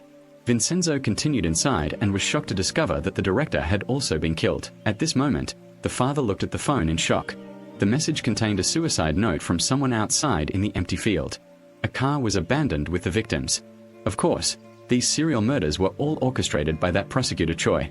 Under the meticulous direction of the evil Run Yu, he was overjoyed that he was about to become the sole supreme ruler of the world. The next morning, the police discovered the abandoned car. The two male protagonists rushed to the scene. The 10 people who sued the Barbara Corporation the day before were all dealt with here, leaving behind honeycomb charcoal as false evidence that they had ended their own lives. Vincenzo was shocked that in just one night they had completely turned the tables. Babel's crimes had enraged the male protagonist to the extreme. The lawyer representing his client, seeing his client being punished, vowed to confront BA to take revenge. Vincenzo and the female protagonist went to the police station to report that these 4 victims were being punished. But the police insisted that they ended their own lives. Basically, because the evidence arranged by Babel's company was too plausible, the 2 men had no choice but to leave. They went to the morgue to look at the victims with heavy hearts. They knew the culprit was the Babel Corporation, but they couldn't do anything. If they couldn't obtain the autopsy request, the case would remain unsolved. Vincenzo was determined to avenge the 4 people who had just been dealt with. Unexpectedly, the corrupt police announced that they had completely destroyed all forensic reports, leaving no trace whatsoever. Vincenzo knew that the forensic police would accept bribes, so he secretly followed these 2 officers. Sure enough, that night they went to Bar B to receive the bribe. Just as they went outside to divide the money, Vincenzo appeared and took photos as evidence on the spot. The policeman lunged to snatch the phone but failed, becoming enraged and attacking him. But these 2 guys were no match for the protagonist. Then Vincenzo was tied up on a building under construction. The building had no railings, so Vincenzo threatened to kick it down. He demanded that the policeman reveal the case information to the families of the victims. At first, the others didn't say anything, but Vincenzo kicked them to the outer edge. Chang suddenly appeared and kicked them again, almost causing them to fall. This made the 2 of them understand what a festival was like, and they agreed to confess the truth and hand over the forensic report tomorrow. At the same time, the legal director met privately with Chairman Jiang. He praised Chairman Jiang for his outstanding progress this time, saying he was fully capable of controlling BABO. Why does he have to be a puppet for his older brother? These words, spoken like wind, sounded like honey to the ears, seemingly awakening the ambition in this younger brother.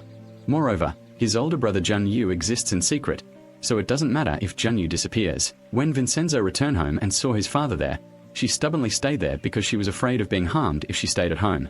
Moreover, she even secretly made a set of Vincenzo's house keys for herself. That night, the 2 drank and talked a lot, and later Vincenzo fell asleep on the table. Chang just gazed at his handsome face with adoration. When Vincenzo woke up, he looked at his sleeping father. A strange feeling welled up in his heart. On this side, the villain ordered the demolition of the Muong Fan Plaza building. He directly ordered that no matter how many people were killed, it had to be done. Remember the building we demolished last time? 12 people died. Jun Yu wondered how many people would die this time. On this side, Vincenzo had received the investigation file from the road safety police showing that there was always a car following the victim's family's car. The victim's car was last recorded by the camera as it exited the tunnel. This area is about 300 meters from where the incident occurred. It is suspicious that the tunnel is very short, yet it took the car several minutes to pass through. This proves that 4 people died in the tunnel.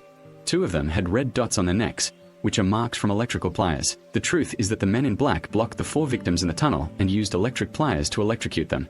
Then the perpetrator drove 2 cars to the scene and burned honeycomb charcoal. The evidence is clear, but they know the prosecution has been bribed. Because all the victims' deaths were fabricated as suicides, it seems they were all done by one person. The problem now is how to catch this man in black. Vinzo suggested using himself as bait. Seeing this, the residents of Muong Fan gathered to discuss how to help. They also felt it was unfair that the victims were being treated this way. So they devised a plan to expose BABO's company. The masked families filmed a video in the style of a news broadcast. The content exposed the collusion between the Babel company and the prosecutor's office, who were using their hands to cover up and arbitrarily prosecute innocent people. Very quickly, this video became famous. Jun Yu watched this video with great amusement. He understood that Vincenzo was teasing him to reveal his identity. But Jun Yu was too cunning and didn't worry at all. As long as there was no traitor, no one would know that he was the real culprit. Then the households disguised themselves as cleaners. They sneaked into the law director's office and wrote a C in blood on the wall, scaring him out of his wits. At the same time, Prosecutor Choi was at the laundromat when the power suddenly went out. Outside, a resident disguised as a zombie scared her so much that she fainted on the spot. He then left the letter C in blood on the door. Chairman Jiang was chased by a toy car with a time bomb. Everyone saw the bomb and ran for their lives. The bomb cornered Chairman Jiang, leaving him with no escape. However, when the time ran out, The bomb did not explode but instead revealed the letter C in red syrup. The villain trembled and also received this 3-letter C message in blood. The 2 men he sent to investigate the protagonist had just returned. The man discovered that Vincenzo was an advisor to a mafia in Italy who was about to be punished. Decisive and cunning, he would jump into any dirty trick. The letter C was a warning. He would leave it before each case of dealing with someone. The villain, Jun Yu, was extremely excited after hearing this, but Chairman Jiang, knowing he was about to be dealt with, was also terrified. Knowing Vincenzo's true identity, Jun Yu immediately ordered the men in black to stab the male protagonist. The men in black looked at Vincenzo's picture and sped away. At the same time, Cha Yang was still staying at the male protagonist's house. Jun Yu called her to arrange a meeting, because he didn't want Yang's father to like her. She didn't suspect anything and left. A little later, men in black arrived at Muongthan Plaza and beat people up to intimidate them. Families moved out, and residents of Muongthan apartment building gathered when they saw the commotion. The thugs pulled out sticks and started smashing things. If anyone dared to resist, they would have someone deal with them on the spot. 2 old thugs realized they belonged to the Sakura gang and quickly ran away. The leader declared that anyone who didn't leave immediately would be stabbed. Seeing that the people still didn't know better, the leader immediately demonstrated by preparing to stab the girl, but at the critical moment, the old man came to the rescue. Just for fun. But listen, son, in the old days I used to sew clothes, but now that I'm in seclusion, everyone has to start somewhere. He confidently charged forward with the scissors. It turned out his scissor skills were extremely high. His extraordinary agility was no different from that of a master in this world. In the blink of an eye, he defeated all of them. The men in black had no choice but to retreat. Vincenzo and his colleagues filmed another video saying that in an hour they would reveal the truth about the 4 victims in the tunnel. Jun Yu, sitting at Shu Cafe, also saw this video. He immediately ordered the man in black to come to the tunnel urgently. Just then, his father came to the cafe to meet him. Unexpectedly, Jun Yu said he had no news at all, and that he only tricked her into coming to see him because he missed her. At this moment, Chang received news from her assistant that Vincenzo had gone to the tunnel alone. Her father immediately stood up, wanting to go there. The trembling imposter followed her. He also picked up Vincenzo's assistant and neighbor and went along. Meanwhile, the men in black arrived at the tunnel and saw a car parked in the middle, with 3 men in black carrying guns slowly approaching. Venzo also hid in a corner to reload his gun. Then a terrifying gunfight ensued. A hail of bullets rained down between the 4 men. They shot back and forth dramatically. Taking advantage of the protagonist running out of ammunition, they rushed forward for close combat. But Vincenzo was truly more unpredictable than Uncle Thinker. In the blink of an eye, he shot down one of them. The other 2 rushed into fierce close combat, but in the end, Vincenzo beat them until they had no strength left to resist. Vincenzo took a phone from a man in black and asked who the chairman behind it was. This stubborn guy was kicked in the bullet wound by Vincenzo. Dad warned this guy not to think he was kind just because he looked nice. Just then, Chang and Jun Yu's car arrived. Chang's father rushed over and hugged Vincenzo tightly. Seeing this, Jun Yu was extremely resentful. Chay said, "I'm so worried about you, you know." Vincenzo replied that he already knew who the real boss of Babel was.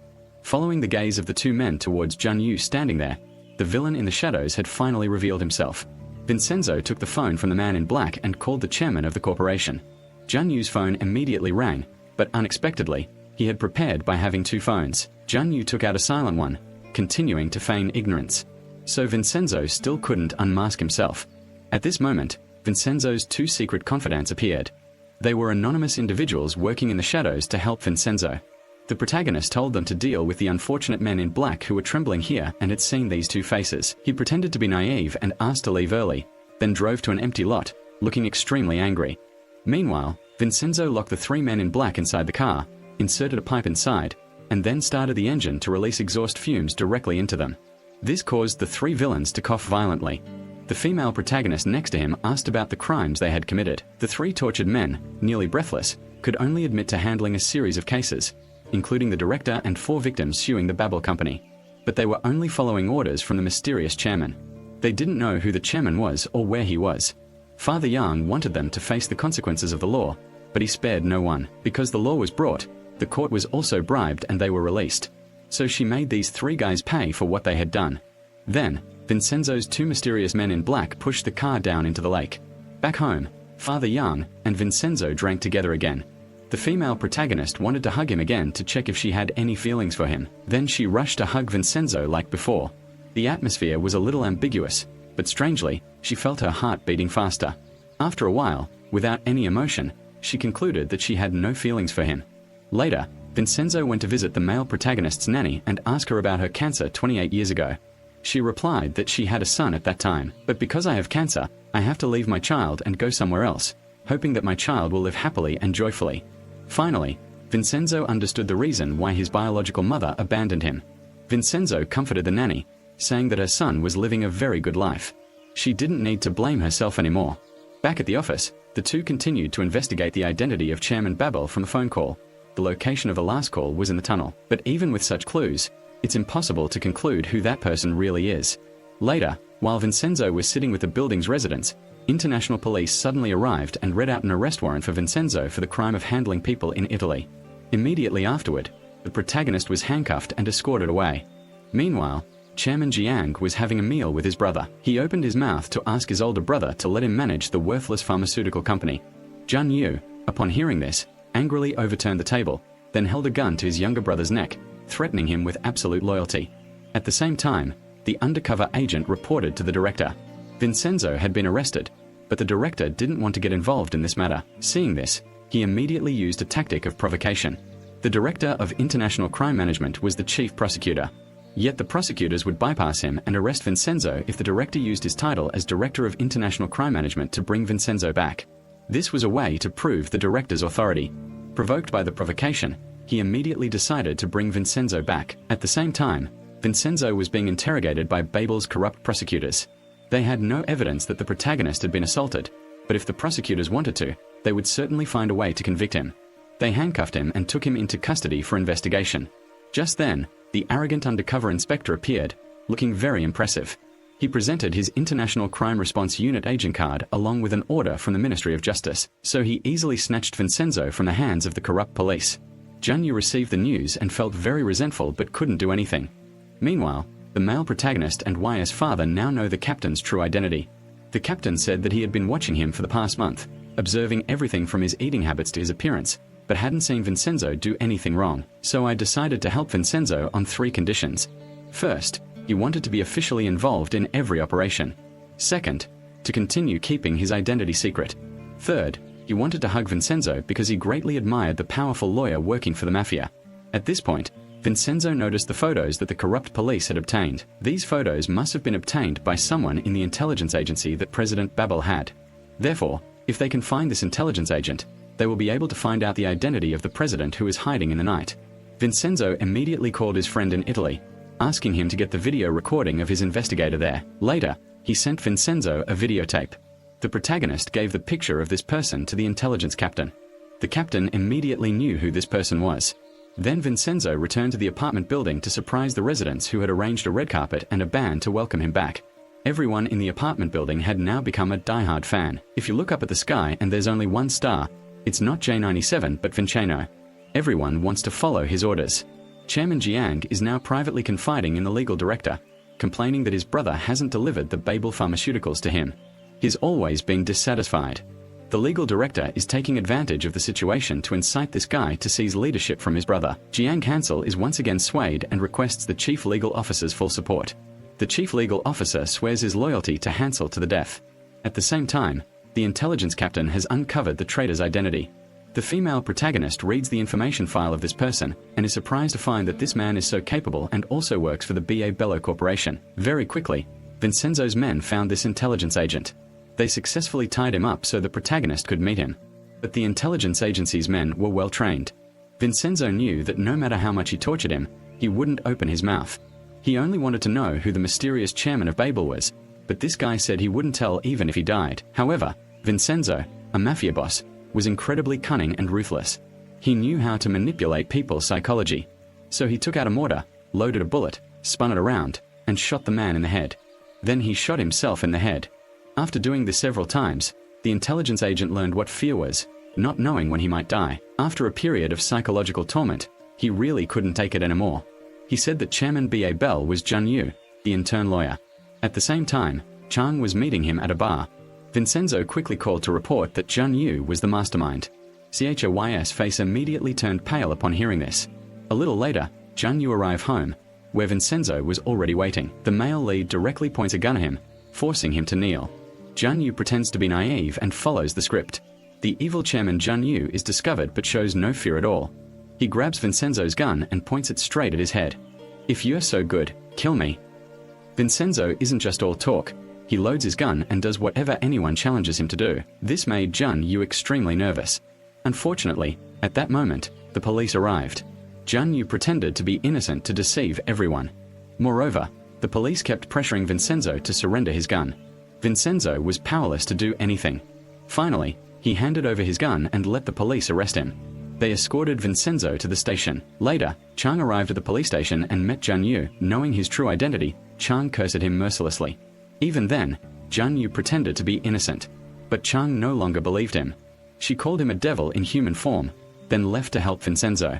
Inside, the prosecutor discovers Vincenzo's gun is fake, and the female protagonist seizes on this point to help the male protagonist escape punishment. It turns out Vincenzo thought that dealing with the cowardly scoundrel now would be too lenient, so he wanted to punish him for his heinous crimes. He knew that what Vincenzo feared most was having his identity exposed and the Babel Corporation completely destroyed. Only when everything is completed will he be punished appropriately. Vincenzo made a deal with Prosecutor Dunn, wanting to cooperate to bring Chairman Babel to court. This upright prosecutor immediately agreed to cooperate with the two. Afterwards, the male and female protagonists, Ung and Dunn, were released, and Jun Yu received the news and was extremely angry. He reprimanded Prosecutor Choi and the chief lawyer for not meeting their KPIs. Prosecutor Choi suggested that Jun Yu should lie low for a while, as Prosecutor Dung was preparing to prosecute Babo. Jun Yu found this reasonable and agreed to temporarily flee abroad.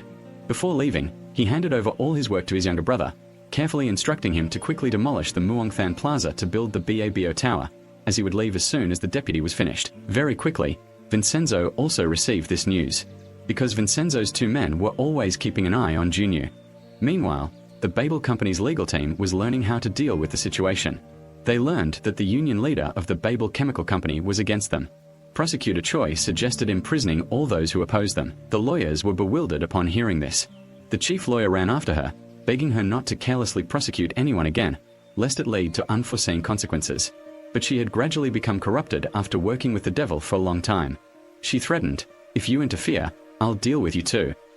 Fortunately, the female protagonist's inner circle knew everything. He immediately reported everything to the two of them. So Vincenzo devised a grand plan. He asked the informant to practice voice imitation.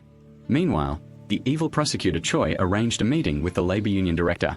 She wanted to bribe him, but the man was honest and unwavering, even saying he would report the bribery attempt to the supervisory authorities. The devilish prosecutor Choi then laughed sarcastically. Sure enough, as soon as the union director went out, he was directly hit by a truck that she had arranged. It's true that anyone who goes against her wishes will end tragically. Jun Yu was hiding in a luxurious villa at this time. He had just taken a sip of mineral water and was soaking in the bathtub when he suddenly went numb. He fainted in the bathtub. After a while, he woke up and realized it was Vincenzo's doing. Vincenzo immediately said, "I put a sleeping drug in the mineral water." Jun Yu was extremely angry and threatened. Vincenzo continued, "I'll toy with you for a while longer before I deal with you. If you want to live, hide well." Hearing these threats, Jun Yu could only feel the sting of chili peppers but couldn't retaliate. He angrily ordered his subordinates to replace all the bodyguards. At this time, Prosecutor Choi announced that she had just eliminated the union president. The union issue at BA Chemical Company would soon be resolved. Jun Yu happily hugged Prosecutor Choi, very pleased, but coldly glared at the chief legal officer on this side. Cha Yang and Vincenzo also saw the news. They didn't think the other side would act so quickly. Just then, two residents of the building walked in. They said they had hired a gold prospector. Chang suddenly remembered the last time the male protagonist mentioned there was gold in the house while drunk. She had initially thought it was just a joke, but now it seemed real. Seeing that he couldn't hide it any longer, Vincenzo confessed that there were 10 tons of gold under the temple. The two were overwhelmed upon hearing this as they stood on a pile of solid gold. To keep his assistant and father's secret, Vincenzo promised to give them 30% later, on the condition that they cooperate with him to retrieve the gold. At the same time, the intelligence agency was in chaos. The director said a confidential document had been stolen by a hacker. Inside, it detailed the crimes of all the major corporations. The agent immediately reported this to Vincenzo. The confidential document had been stolen by a Chinese hacker, and the intelligence agency had investigated it. The Chinese boss had hidden the document in a secret gold vault in South Korea. Hearing this, Vincenzo suddenly realized that it was the boss who had asked him to hide the gold. So the secret document was in the basement of the Muongthan Plaza building. The devilish prosecutor VN Choi knew that this document was very important to the Babello group. If that document were leaked, the whole country would be amazed. Even more so than MCK's babybird photo, the Babel Corporation will also not escape punishment. Now we must quickly find this document. Vincenzo pondered for a while and suddenly realized that the USB containing the document must be hidden inside some kind of gold bar. At the same time, the two Babel brothers went hunting together. Jun Yu spotted his prey and immediately ran forward. Hansel saw this as an opportunity to assassinate his brother. So he quickly loaded the gun, then slowly raised it and aimed it straight at his brother. When he pulled the trigger, Jun Yu was hit and fell down. Hansel loaded more bullets and advanced, wanting to fire another shot to be sure. Unexpectedly, Jun Yu slowly crawled up, leaving his younger brother stunned. He said that next time he wanted to stab him, he had to shoot more accurately, and then he fell to the ground. Chairman Jiang was preparing to fire another shot when someone appeared. He could only pretend to call for help, but he was extremely frightened inside. Vincenzo also received this news. He knew this was definitely not a mistake. It seems the two brothers have started a war at the hospital at the same time. The younger brother was terrified, afraid that if his older brother was still alive, he would stab him. The doctor said Jun Yu had been saved, which left him breathless. Hansel rushed into the bathroom, then tried to shout as loudly as he could to regain his composure. Meanwhile, Prosecutor Choi was watching over Jun Yu. He quickly regained consciousness. Prosecutor Choi told him that his biggest weakness was keeping his identity a secret. Perhaps it was time to reveal his true identity, and whether his younger brother had harmed him should be investigated further. At the same time, Vincenzo's manager came to see him, revealing he was in extremely difficult financial circumstances. Moreover, the investments were incurring serious losses, so Vincenzo was urged to quickly obtain the gold. Vincenzo had no choice but to decide to take out a portion of the gold first. The three immediately discussed the plan. Xie Yang suddenly had a bold idea. She called all the households together and invited them on a 2-day trip. Seeing that the residents were unwilling to leave, the assistant suddenly announced that whoever took the best photo would receive 20 million yuan. Hearing the large sum of money, everyone immediately became interested. On the other side, Chairman Jiang was talking to high-ranking officials. He promised to give each person an entire floor of the building as a bribe. But before he could finish speaking, his older brother, Jun Yu, walked in wearing a patient's gown. He told the director, "I was the one who stabbed the minister that day." The director, recognizing Jun Yu's murderous gaze that day, was terrified. CHAY simultaneously declared Jun Yu to be the true chairman of BABO. Jun Yu arrogantly declared, "From now on, I will lead the corporation." His younger brother, standing beside him, trembled, understanding that his older brother was about to take action against him. At the same time, the residents boarded their vehicles for their trip. Once the residents had left, Vincenzo immediately acted, and he and his manager went to the lowest ranking temple in the apartment complex. The two quickly pried open the secret door after lifting the rock. The manager, using a prepared eye pattern, successfully unlocked it. Nervously, they opened the door and climbed down the ladder. Sure enough, below was a pile of pure gold nuggets. Looking at its glistening appearance, its value was unimaginable. The two were overjoyed, but Vincenzo's joy didn't last even 10 seconds before the manager unexpectedly pulled out a gun and pointed it at his head. This last-minute reversal surprised Vincenzo, but the manager said that out of friendship of 10 years, he wouldn't harm Vincenzo. He searched through the pile of gold, took out a special bar, and then said that he would go first and spare Vincenzo's life. Vincenzo also took a gold bar. Waiting until the two reached the surface, Vincenzo revealed his hand. He didn't expect the protagonist to guess that he had taken the documents contained within the gold bar. While the protagonist was examining the gold bar, Vincenzo suddenly snatched the gun. The two then engaged in a very evenly matched fight, but with the protagonist's aura, Vincenzo still won and retrieved the gold bar from the manager. Sure enough, inside was a USB drive containing confidential documents, showing Jun Yu introducing the 3-leaf tower. He would give the top 3 floors to any official who pleased him. Seeing this, the officials vied with each other to sweet-talk him. Some promised to help BABO cover up the truth. Others promised to grant the corporation permission to do whatever it wanted. Just then, the intelligence chief appeared. He promised to do everything he could to help Jun Yu as long as he got these 2 floors. Turning to Vincenzo, he discovered that the manager's gun was out of bullets. This also proves that he basically didn't intend to harm him. The manager said he was an undercover agent for an international intelligence agency, whose purpose was to obtain this confidential document and deliver it privately to the intelligence chief. It turns out that Choi had secretly interfered with the billionaire's health, and then secretly used an eyeball copying machine. But Vincenzo said he actually knew this beforehand. As a notorious mafia boss, his eyes truly saw through the underworld.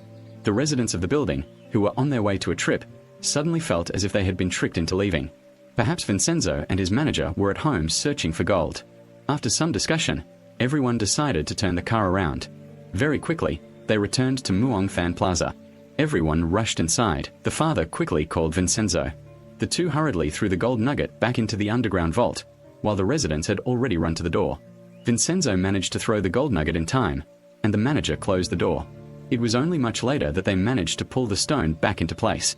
Fortunately, the guard outside managed to buy time for the two inside to reinstall the wooden floor, but they carelessly made a loud noise, causing everyone to rush in. Luckily, when they opened the door, they only saw two people praying. Miri noticed that the floor had been pried open, but she remained silent.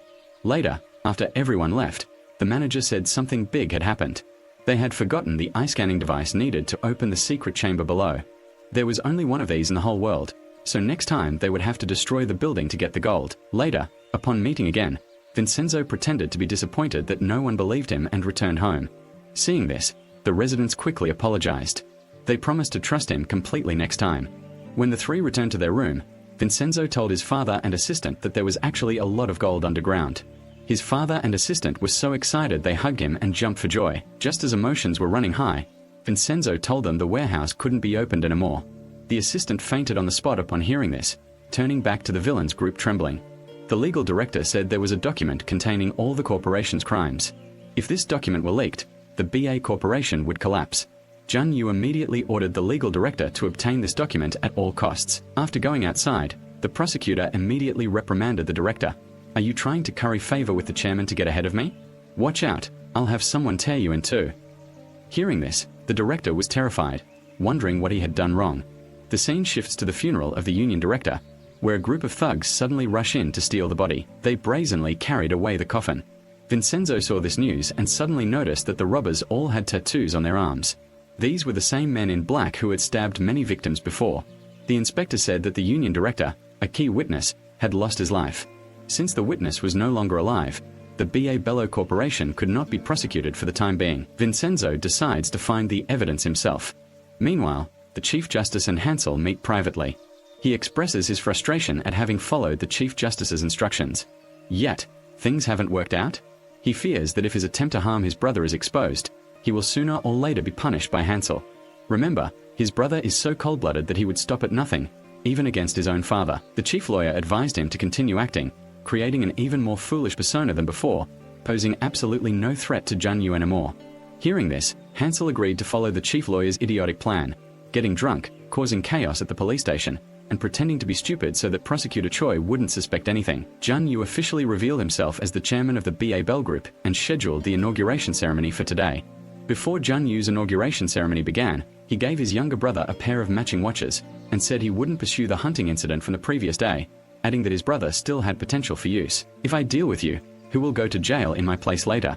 Hansel, hearing these disgusting words, had to pretend to be naive and agree, but in his heart, he became even more determined to rebel against this scheming and tyrannical older brother. Then, Jun Yu, dressed elegantly, stood before the press while his younger brother bowed respectfully to him. He officially revealed his true colors and no longer needed to pretend. Vincenzo's side learned that the fat man was the deputy union director. He used to be very honest, but now he's been bribed by Babel. They also learned that Babel's strategic director was extremely capable and incredibly loyal to the Babel Corporation. Therefore, their first target would be the traitorous fat man. The fat man was currently in the underground parking garage. He was thrilled to receive a fancy, luxurious car from the three leopards. Unexpectedly, Vincenzo's men, disguised as gang members, approached him and then suddenly knocked him unconscious. When he regained consciousness, he found himself tied up by the lake. Vincenzo's men pretended to negotiate how to send him to his grave. He made a concrete bucket for him to put in and throw into the lake. They told the trader that because he was no longer useful, he had been discarded by the Babel company. They pretended to make him put in the bucket and pour concrete over him, scaring the fat man so much that he twisted his pants. At that moment, the father told them to stop, and she allowed him to confess everything. Psychologically manipulated, the fat man obediently followed. He immediately called the planning team leader, demanding 2 billion, threatening to expose all their crimes if they didn't comply. Then, the father and the male protagonist arrived to deliver the trader's confession. This details all the violations committed by the planning department of Babel Company. With this, a search warrant could be issued. But Vincenzo instructed the supervisor to release this information first, so the planning team had to quickly hide the documents. They only needed to ambush to obtain the evidence. At the same time, Jun Yu was summoned before the prosecutor. The supervisor deliberately stalled for time, even inviting Jun Yu and prosecutor Choi to a meal. Meanwhile, the head of Babel's planning department was rumored to be about to be interrogated. He hastily ordered all the staff to quickly pack up, remove all the hard drives, and move all the dirty documents away. Completely unaware that his men were waiting outside, they immediately reported to the elevator that the person carrying the documents had left. Thanks to this, his men followed him in the elevator to the parking garage. There, the father and the male protagonist were waiting. The three of them immediately snatched the documents from him, then told the traitorous fat man to call the head of the planning department and demand a direct meeting. Otherwise, he would hand over the stolen documents. Having achieved their goal, the controller released Jun Yu, who walked away like a hero in front of the press, then held a presentation in front of thousands of people. Vincenzo and the female protagonist also came to watch. While Jun Yu was introducing the Babel car product on the screen suddenly switched to a different scene. That's a video of the traitor and the head of planning meeting. It was all recorded by a hidden camera. The fat guy criticizes the head of planning for suppressing the union. The head of planning defends himself, saying he was only following orders from the chairman. Jun Yu was extremely angry to hear this. It turns out Vincenzo had someone control the technical department to broadcast this footage to everyone present. Outside, chaos erupted at the scene before them, but the chairman could do nothing. Thus, the Babel chairman's suppression of the union had become a reality. Reporters began taking pictures. Jun Yu stood on the stage, stunned and resentful, looking up at Vincenzo. The protagonist looked at his watch and counted down. Suddenly, a barrel of pig syrup poured from the ceiling all over Jun Yu. Pouring pig syrup is a mafia tradition to show off power and warn opponents before dealing with them. Jun Yu, standing on the stage, could only swallow his bitter resentment. Vincenzo and the female lead applauded in celebration. The younger brother was particularly excited by this scene. The bodyguard rushed forward, pulled the blanket over the chairman of Run Yu, and took him away, but before he could leave the hall, he was arrested. He was arrested urgently for suppressing the union. Chairman Jiang couldn't hide his joy. Afterwards, all parties were brought before the prosecutor for questioning. The prosecutor placed the evidence obtained from the planning department on the table. Prosecutor Choi still seemed stubborn. Then Vincenzo presented the audio recording of the driver's testimony in the hit-and-run incident involving the union director. Only then did she become frightened. It turned out that the two had met with this driver earlier. This driver had admitted to receiving 200 million won to intentionally run over someone. But after hearing that all the men in black working for Babel had been eliminated, he confessed everything to save his life. Upon hearing this, the prosecutor ordered the temporary detention of 4 of Babel's men for investigation. Jun Yu jokingly called Vincenzo a mafia member. Vincenzo laughed, saying, "I'm just cleaning up a pile of stinking garbage." Vincenzo completely won this small battle. Although these 4 people will be released tonight, Vincenzo wants the team to act as quickly as possible tonight. He immediately convened a meeting and told everyone that the union incident was just a diversionary tactic. The real goal was to expose the shell company that Jun Yu was listed as the prosecutor's office owner. After thinking for a while, Hell suddenly stood up and confessed all his brother's crimes, surprising everyone present. He understood that the charge of suppressing the labor union was very light, so he wanted to plead guilty to temporarily appease his brother. At that moment, his superior, the department head, entered. He had accepted bribes and was therefore siding with the Bowel group, so he directly came to help the school. These people are all innocent, and the chief even ordered the cancellation of all investigations, which made the prosecutor very angry but powerless. Meanwhile, Jun Yu and his group were celebrating excitedly. On this side, the investigating assistant had noted down Jun Yu's shell company, so all they needed to do was find an expert on shell companies. Coincidentally, Vincenzo has such an expert by his side. This mob boss used to be an expert in tax evasion and money laundering. These people were once held captive in a refrigerated truck by the Barbour Corporation and were rescued by Vincenzo, so now they want revenge with him. Meanwhile, the 4 villains have been released by the prosecutor's office. Jun Yu praised his younger brother for pleading guilty today. Next time, remember to plead guilty to bigger crimes like tax evasion and money laundering. Hansel happily agreed. "I'll plead guilty to anything for you," he said, trying to appear calm, but deep down he was terrified of his older brother. Because of these anxieties, he arranged a private meeting with the chief legal officer to contact Vincenzo. "I want to meet Vincenzo secretly as soon as possible. The suppression of the Babel union by those Babel guys is all blamed on the planning manager, and since Babel can't be held accountable, the prosecutor is very upset. He said that if only he had those secret documents, he could have caught Babel already." The prosecutor said this while giving Vincenzo a scrutinizing look. It turned out that he and Vincenzo's manager had known each other for a long time and also knew all the secrets about the confidential documents and the gold hoard. At the same time, the evil prosecutor Choi called Pao, the male protagonist's enemy in Italy. She wanted to cooperate with him to deal with Vincenzo.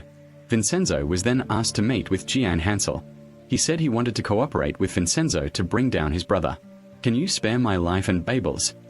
Unexpectedly, Vincenzo immediately refused. The mafia's rule is not to exploit family betrayal, because you might be betrayed by your own family later. After saying that, Vincenzo turned around and left. Hell, hearing these righteous words, respected the protagonist even more. The mafia boss analyzed the money laundering activities of the Babel Corporation. All of this money laundering was carried out by the former department head, but that department head has already been fired. He's currently working as a singer at a bar. Vincenzo and his father immediately went there. They asked how Jun Yu's shell company laundered money. The department head said Babel's shell company was disguised as an art gallery. They laundered money through the paintings, and then used the shell company's name to buy Babel shares, using this illegal method to increase the Babel chairman's shareholding. All the money laundering documents are in that art gallery. This art gallery is extremely heavily guarded. Entry and exit require the director's fingerprint to be hidden. At the same time, there is a painting of immense value in the director's office. Vincenzo then returned to the Muong Than Plaza apartment building. Unexpectedly, Miri brought big news. "I know how to open the gold vault." The three immediately took Miri into a private room. Miri then revealed surprising information. "I am the programmer of the secret chamber lock system." It turned out that Miri had previously been the programmer when she heard that those who transported the gold had all been eliminated. She hurriedly packed her belongings and ran away, losing her shoes in the process. Luckily, the men in black didn't manage to catch her that day. Miri said there was a way to open the secret chamber, but on the condition that the four of them share the gold. Vincenzo said there were tens of tons of gold there, so the four of them couldn't transport it yet. They would wait for the right opportunity to take the gold. The next morning, Vincenzo and the female protagonist went to Babello's money laundering art studio. He discovered that the director's office door was always heavily guarded by 2 security personnel, and moreover, the door was locked with a fingerprint scanner. The director seemed to have no way to get through. Just as the three were at a standstill, Miri intervened. Miri hacked into the director's client appointment system and found a couple for the female protagonist and Vincenzo to impersonate. Miri easily replaced the photos of the two of them in the appointment list. To make the impersonation of a couple even more convincing, Vincenzo took the female lead shopping for expensive clothes and jewelry. At the same time, the real couple arrived at the airport. The assistant then disguised himself as a driver and took them elsewhere. Simultaneously, the two successfully disguised themselves and arrived at the art gallery. The manager led them into the eternal love painting, suddenly saying he had prepared a marriage proposal. Surprisingly, Vincenzo realized it was the couple's plan, so he had to go along with it and act out the scene. He knelt on one knee, pretending to propose to Father Yang to get the romantic feel right. The father also acted out accepting the marriage proposal. Vincenzo was very embarrassed putting the ring on the girl's finger. The department head and everyone else encouraged them to kiss. This made Vincenzo extremely embarrassed. Unexpectedly, the female lead suddenly hugged his neck and kissed him, giving him a sweet kiss. Vincenzo was so shy that his ears turned bright red, but after a while, it seemed that the two had developed genuine feelings for each other. At the same time, the real couple was brought to the temple. They also confessed their love in front of the Buddha. 2 monks chanted prayers and performed rituals to witness the couple's union. Meanwhile, Vincenzo was expressing his desire to buy the expensive painting. The manager, unsuspecting, invited them into a private room to view the painting. Unexpectedly, the priceless painting was lying on the floor. At the same time, Vincenzo arranged for 2 people to cause a disturbance outside. The security guard immediately went to report to the director. The director, without suspicion, let the 2 leave. Vincenzo and Chang immediately plugged the USB into the computer. Miri, outside, quickly hacked into the computer, but it took at least a few minutes to unlock the password. Outside, the 2 men were frantically trying to buy time. Meanwhile, 2 others, posing as police officers, arrived to assist, giving Miri enough time to successfully access the computer. The former colleague quickly searched for the confidential file and copied it. However, this process was time-consuming, causing tension for everyone. The unruly group and the police were led into the art gallery. They pretended to accuse the gallery of copying their paintings. But the director suddenly remembered 2 people in his room. Inside the room, the copying was gradually succeeding. Just as Vincenzo pulled out the USB, the director returned with his men. The director asked the 3 people in front of the computer what they were doing. Having arrived in this country, Vincenzo had to switch to plan B. He pulled out a fake intelligence agent ID card and revealed his gun to Yang. They claimed to be intelligence agents investigating the missing artwork. Vincenzo fired a warning shot into the air, then threatened the director with the gun, causing her to confess to smuggling a painting. Vincenzo told her to hand over the painting to the captain and delete all surveillance cameras, in exchange for her temporary pardon. Everyone safely left under the guise of secret agents, while the others were completely unaware that their confidential documents had been stolen. At the same time, 2 men in black from Italy arrived in South Korea. They were sent to deal with Vincenzo. Vincenzo and Chang still felt a little awkward after the kissing scene. Their feelings for each other were a mix of genuine and fake. They walked around looking for a restaurant, but Vincenzo suddenly felt a chill down his spine. He knew someone was following them, so he told the female lead to go buy some beer first. Then he led the 2 men in black away alone. Vincenzo silently went upstairs. The 2 men in black also drew their guns, preparing to fight, but unexpectedly, he subdued one of them. Vincenzo, with a cold expression, asked, "Did Master Pao send you guys?" While the 2 sides were restraining each other, Pao suddenly appeared from behind and overpowered Vincenzo. Vincenzo was knocked to his knees on the floor by the man in black. He clutched the lighter in his hand, bracing himself for death. Just as the man in black was about to pull the trigger, a flock of pigeons suddenly flew in from nowhere, causing chaos. Vin seized this opportunity to unexpectedly counterattack, shooting 3 men who wanted to kill him in the blink of an eye. He ran to thank the pigeon, feeling as if it were the last act of salvation from his Italian boss before leaving this world. Meanwhile, Jun Yu learned that the money laundering documents were missing. Prosecutor Choi suggested that Jun Yu flee abroad. After a while, he immediately told his younger brother to find him a ticket to America, then angrily smashed the priceless painting on the ground. "Quickly give me Vincenzo's body." Meanwhile, Vincenzo's men were cleaning up the corpses. They saw the call log of the man in black, which showed a call to Prosecutor Choi. Vincenzo now understood that Prosecutor Choi was no ordinary woman. He immediately sent her photos of the 3 bodies of the man in black. Chairman Jiang, knowing the situation, felt a little smug. He took the opportunity to curse the prosecutor, wishing him good luck in his business. Jun Yu then hurriedly left for the airport, but just as he was outside the door, Prosecutor Deng arrived with the arrest warrant. They quickly handcuffed him and took him away that night. The next morning, the male and female protagonists, along with the residents, watched the news, waiting for Prosecutor Deng to announce the crimes of the BABO group. But unexpectedly, the situation changed completely. He suddenly apologized for investigating the BA Bello Corporation and announced that the BA Bello Corporation was completely innocent. Everyone was shocked to hear this. So, he had been bribed by the BA Bello Corporation overnight. Jun Yu and his brother were overjoyed at home, while the female protagonist helplessly threw a glass of water at the TV screen in utter indignation. All the effort put into gathering evidence has now been ruined by that treacherous prosecutor. The 2 of them had devised countless schemes, never imagining the prosecutor would betray them. It turns out the director himself directly bribed Prosecutor Deng. This was because Jun Yu had rewarded him with 2 floors of the tower. At the same time, the prosecutor also negotiated with Jun Yu, saying he knew the location of the secret documents and the dishwasher. In return, he had to promote him to department head. Jun Yu pretended to agree and wait. Later, when Prosecutor Deng returned home, he was surprised to find the bodyguards tied up in the car.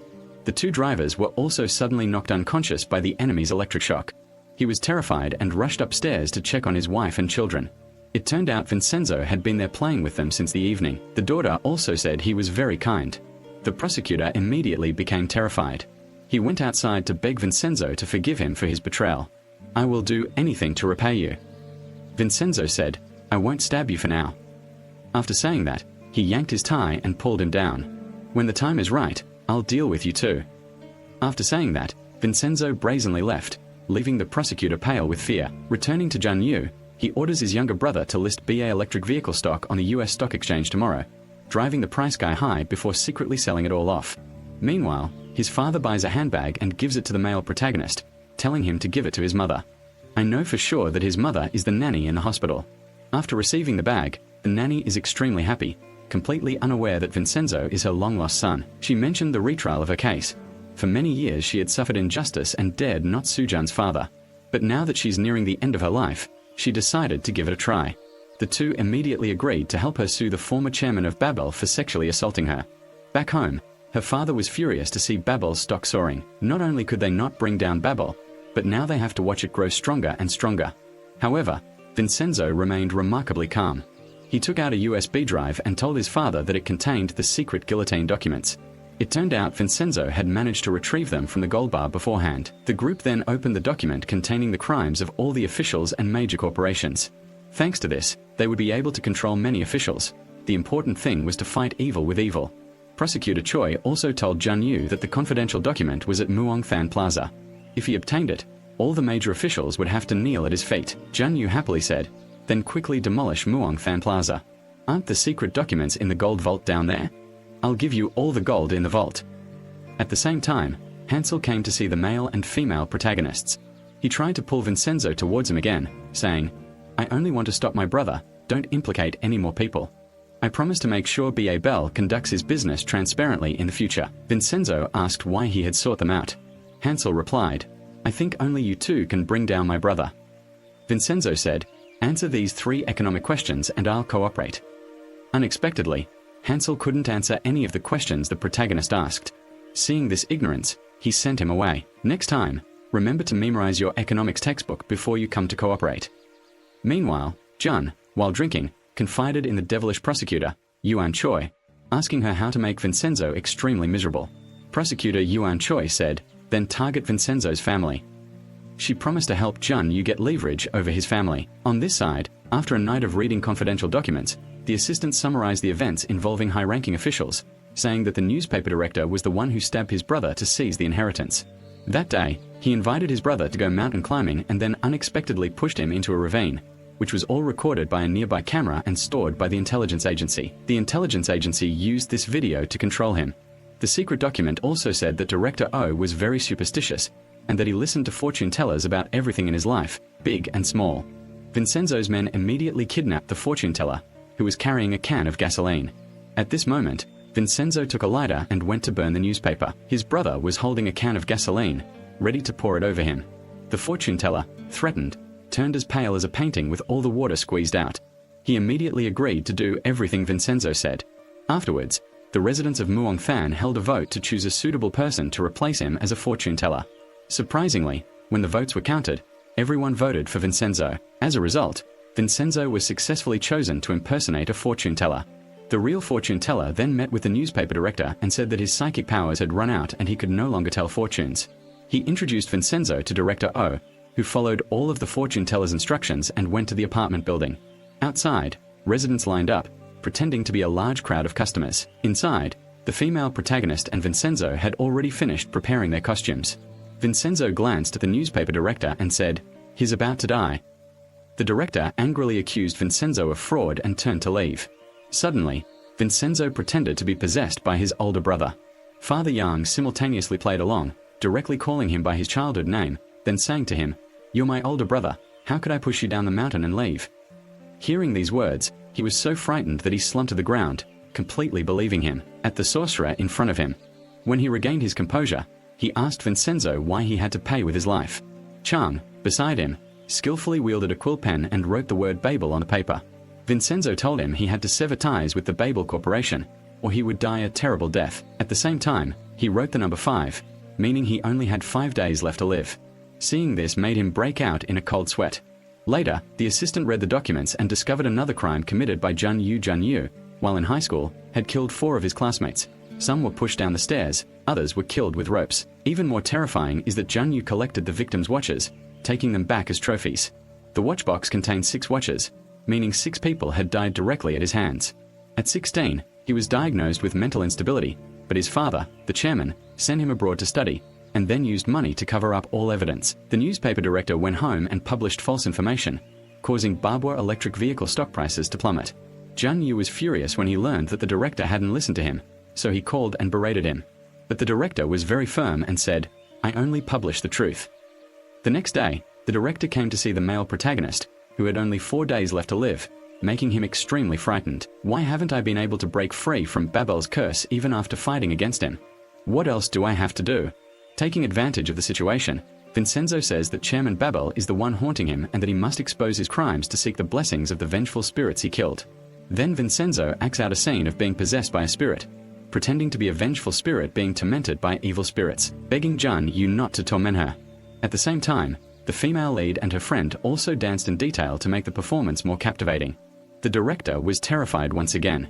Very quickly, news of Jun Yu's handling of 4 classmates was broadcast on television. Jun Yu couldn't understand how all the people who knew about it back then were dead. How did the media find out about this?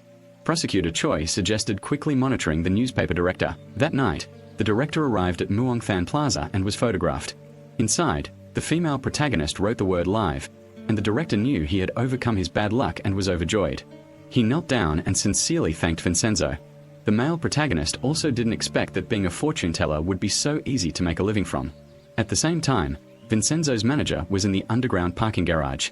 Suddenly, a car sped towards him, but he managed to dodge it just in time. Inside, a group of masked men in black rushed out to eliminate the manager. He tried to defend himself but was soon slashed in the hand. At this critical moment, Vincenzo appeared in time to rescue him. Thanks to his cold-blooded mafia instincts, he easily repelled the group of men in black. Defeated, they quickly escaped in a train car. Meanwhile, a photograph of the newspaper director had reached Jun Yu. Now they realize it was Vincenzo's doing.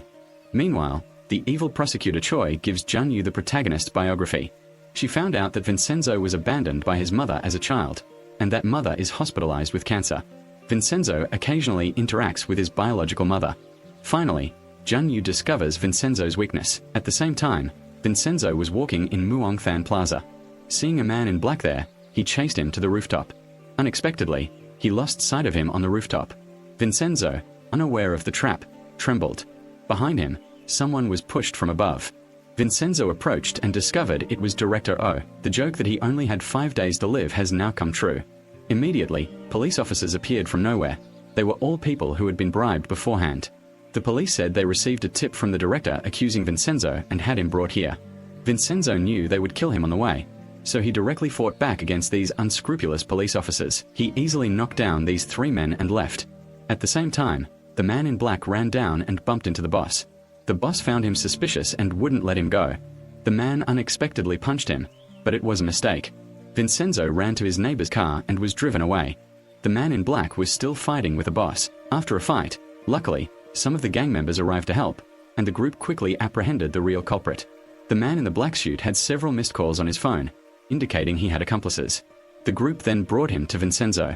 Very quickly, they found his 2 accomplices and gave them a good beating. Afterwards, Vincenzo took the 3 men in black to the police station and recounted their actions. These 3 men in black first disguised themselves as janitors, waited for the director to finish work, then knock him unconscious on the spot. They then transported the body out of the company in a janitor's cart, and later took it to the rooftop of Muongthan Plaza to frame the protagonist. The man in black used the director's phone to call the police. One of the 3 men lured Vincenzo upstairs and pushed the body down. The police were bribed and didn't care. Luckily, my father had dashcam footage from the men in black's car and said he kept a copy, so the police couldn't frame them. The next day, the police went directly to the Babel Corporation and arrested a lawyer who had ordered the 3 men in black to do the stabbing. Naturally, this was the evil prosecutor Choi forcing him to confess to the crime. His failure made him furious, and he cursed the whole group. After this, the head of law spoke privately with the prosecutor, explaining that the law firm wasn't part of the men in black organization and why they kept stabbing people like that. The director said that guy was basically a lunatic, but Prosecutor Choi was truly blind and increasingly drawn to that lunatic.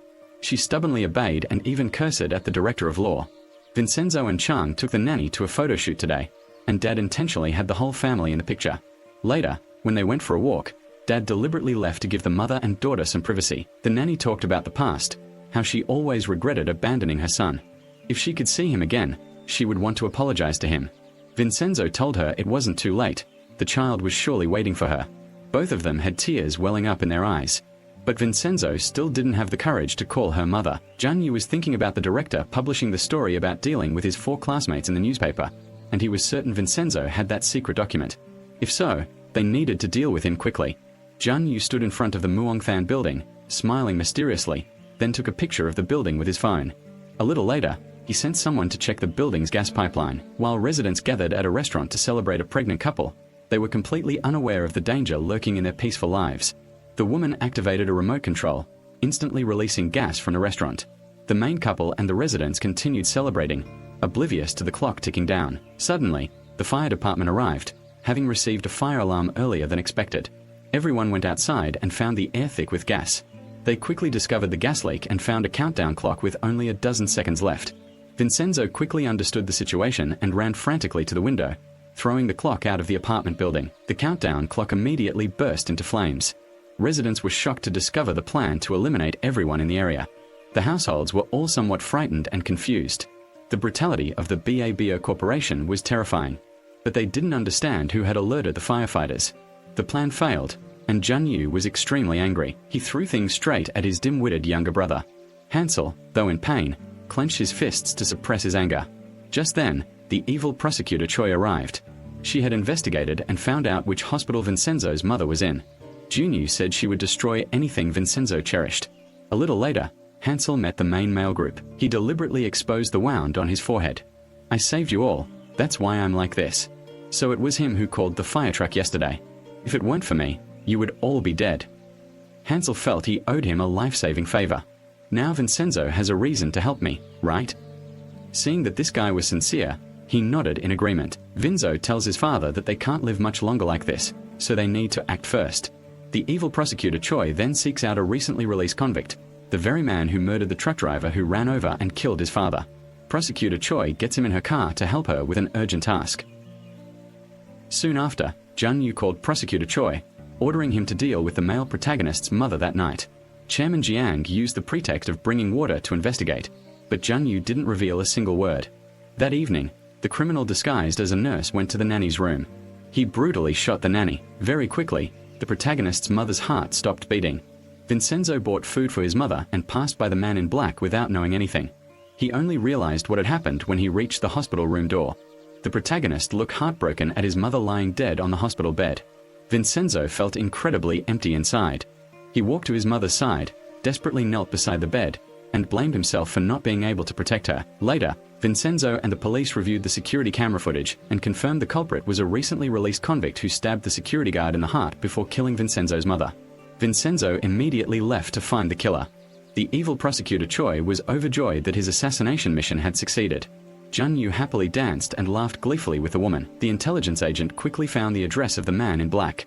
He immediately reported this to the protagonist, and in the blink of an eye, Vincenzo arrived at his residence. With lifeless eyes, he beat him up, venting his anger by punching him in the mouth. Vincenzo asked him who he was following orders from, but the man initially stubbornly refused to speak. This annoyed Vincenzo. He began pulling out the prisoner's fingernails, crushing each of his fingertips one by one. Then he let him run out into the street, while he himself calmly and stealthily followed. Behind him, the man in black ran towards Junyu's villa. There, Vincenzo knocked out the two guards blocking his way. Inside, Junyu and his 4 companions were celebrating with drinks.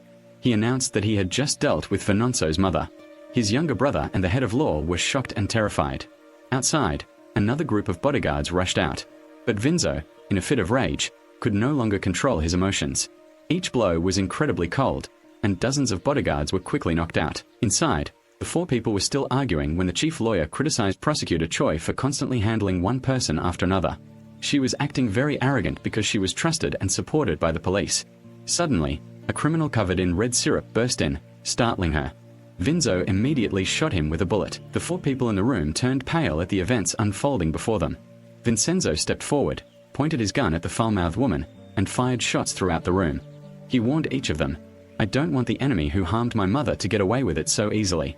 Each of you must suffer before you understand the real consequences." Vincenzo then ordered them to dispose of the prisoner's body themselves. He pretended nothing had happened. Just as he was about to leave, he suddenly turned back to Junyu. He shot the devil in the ear. After warning these bastards, he calmly left the mansion. Vincenzo returned to his mother's body, finally unable to control his emotions, and burst into tears. His body ached as he cried out, "Mom!" But sadly, it was too late. She was no longer alive to hear her son's call. The next day, Vincenzo pasted a picture of the mother and son on their grave, vowing to take revenge at all costs. Meanwhile, Junyu, in the hospital, was consumed with resentment over Vincenzo's humiliation. He took his anger out on his younger brother, slapping him hard across the face, then ordered Prosecutor Choi to send all the men in black to deal with Vincenzo at all costs.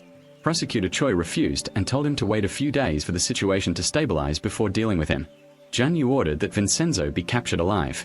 Vincenzo was brought back and tortured. The next day, the manager brought Vincenzo a gift. Inside were a gun and plenty of ammunition. Vincenzo said that from today onwards, someone would have to pay the price every day. Returning to the apartment building, he saw that all the residents were lined up, united in their desire to help Vincenzo eliminate Babello. Vincenzo was deeply moved by their sincerity and genuine affection. Junyu was dressed very nicely because today was the day he was putting the Tower of Babel up for auction. Suddenly, Vincenzo called and said, "Today I will make you taste humiliation. Every day I will destroy one of your chess pieces." After saying that, The two hung up. Vincenzo told the fairy father that they would destroy Zhang Yu's Tower of Babel. Zhang Yu and his associates arrived at the auction for the Babel Tower apartments. Many high-ranking officials were also present. At this time, all the residents of Muongthan Plaza were dressed in black. They disguised themselves as bodyguards and surveillance staff around the venue. Vincenzo had two people push a three-tiered cake inside.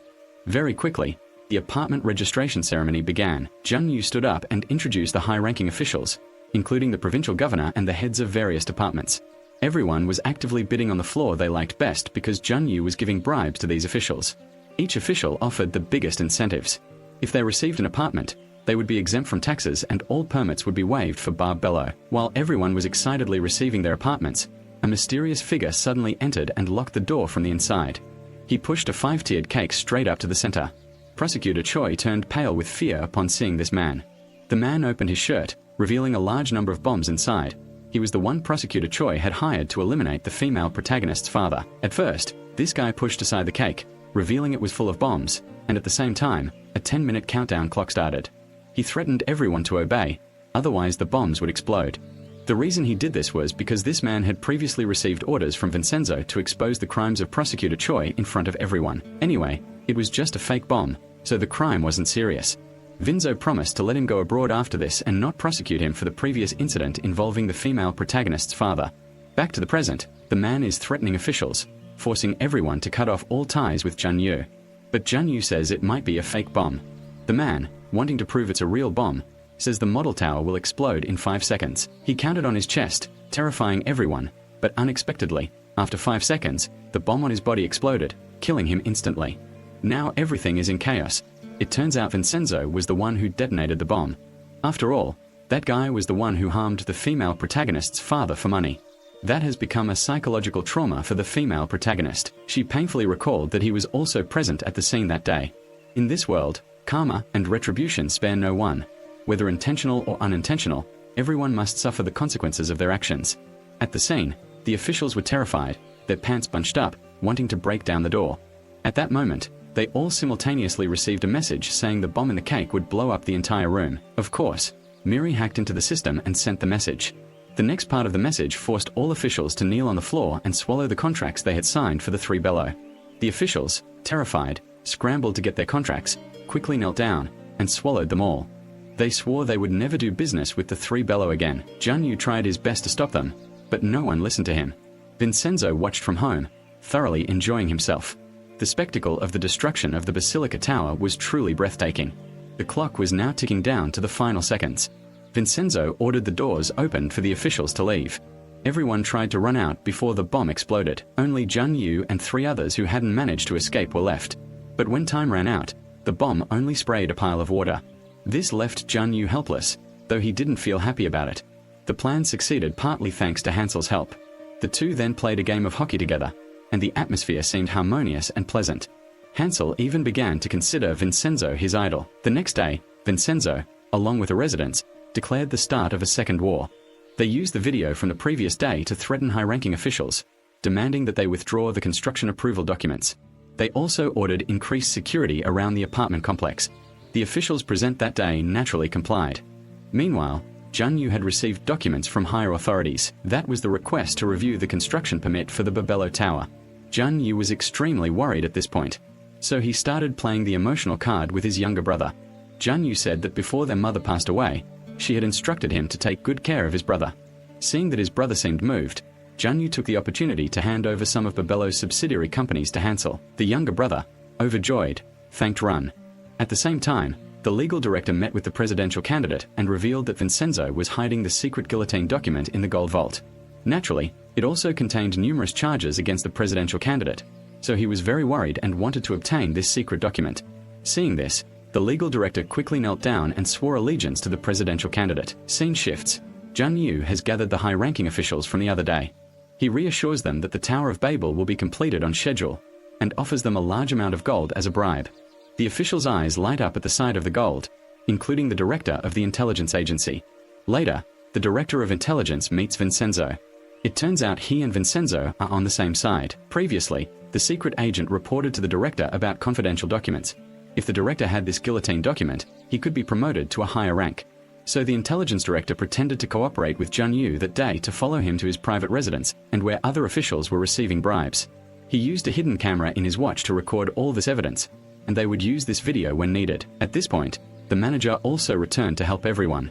Then the intelligence director went to see the police chief and told him not to have anyone stab Vincenzo because Vincenzo held the secrets of many high-ranking officials.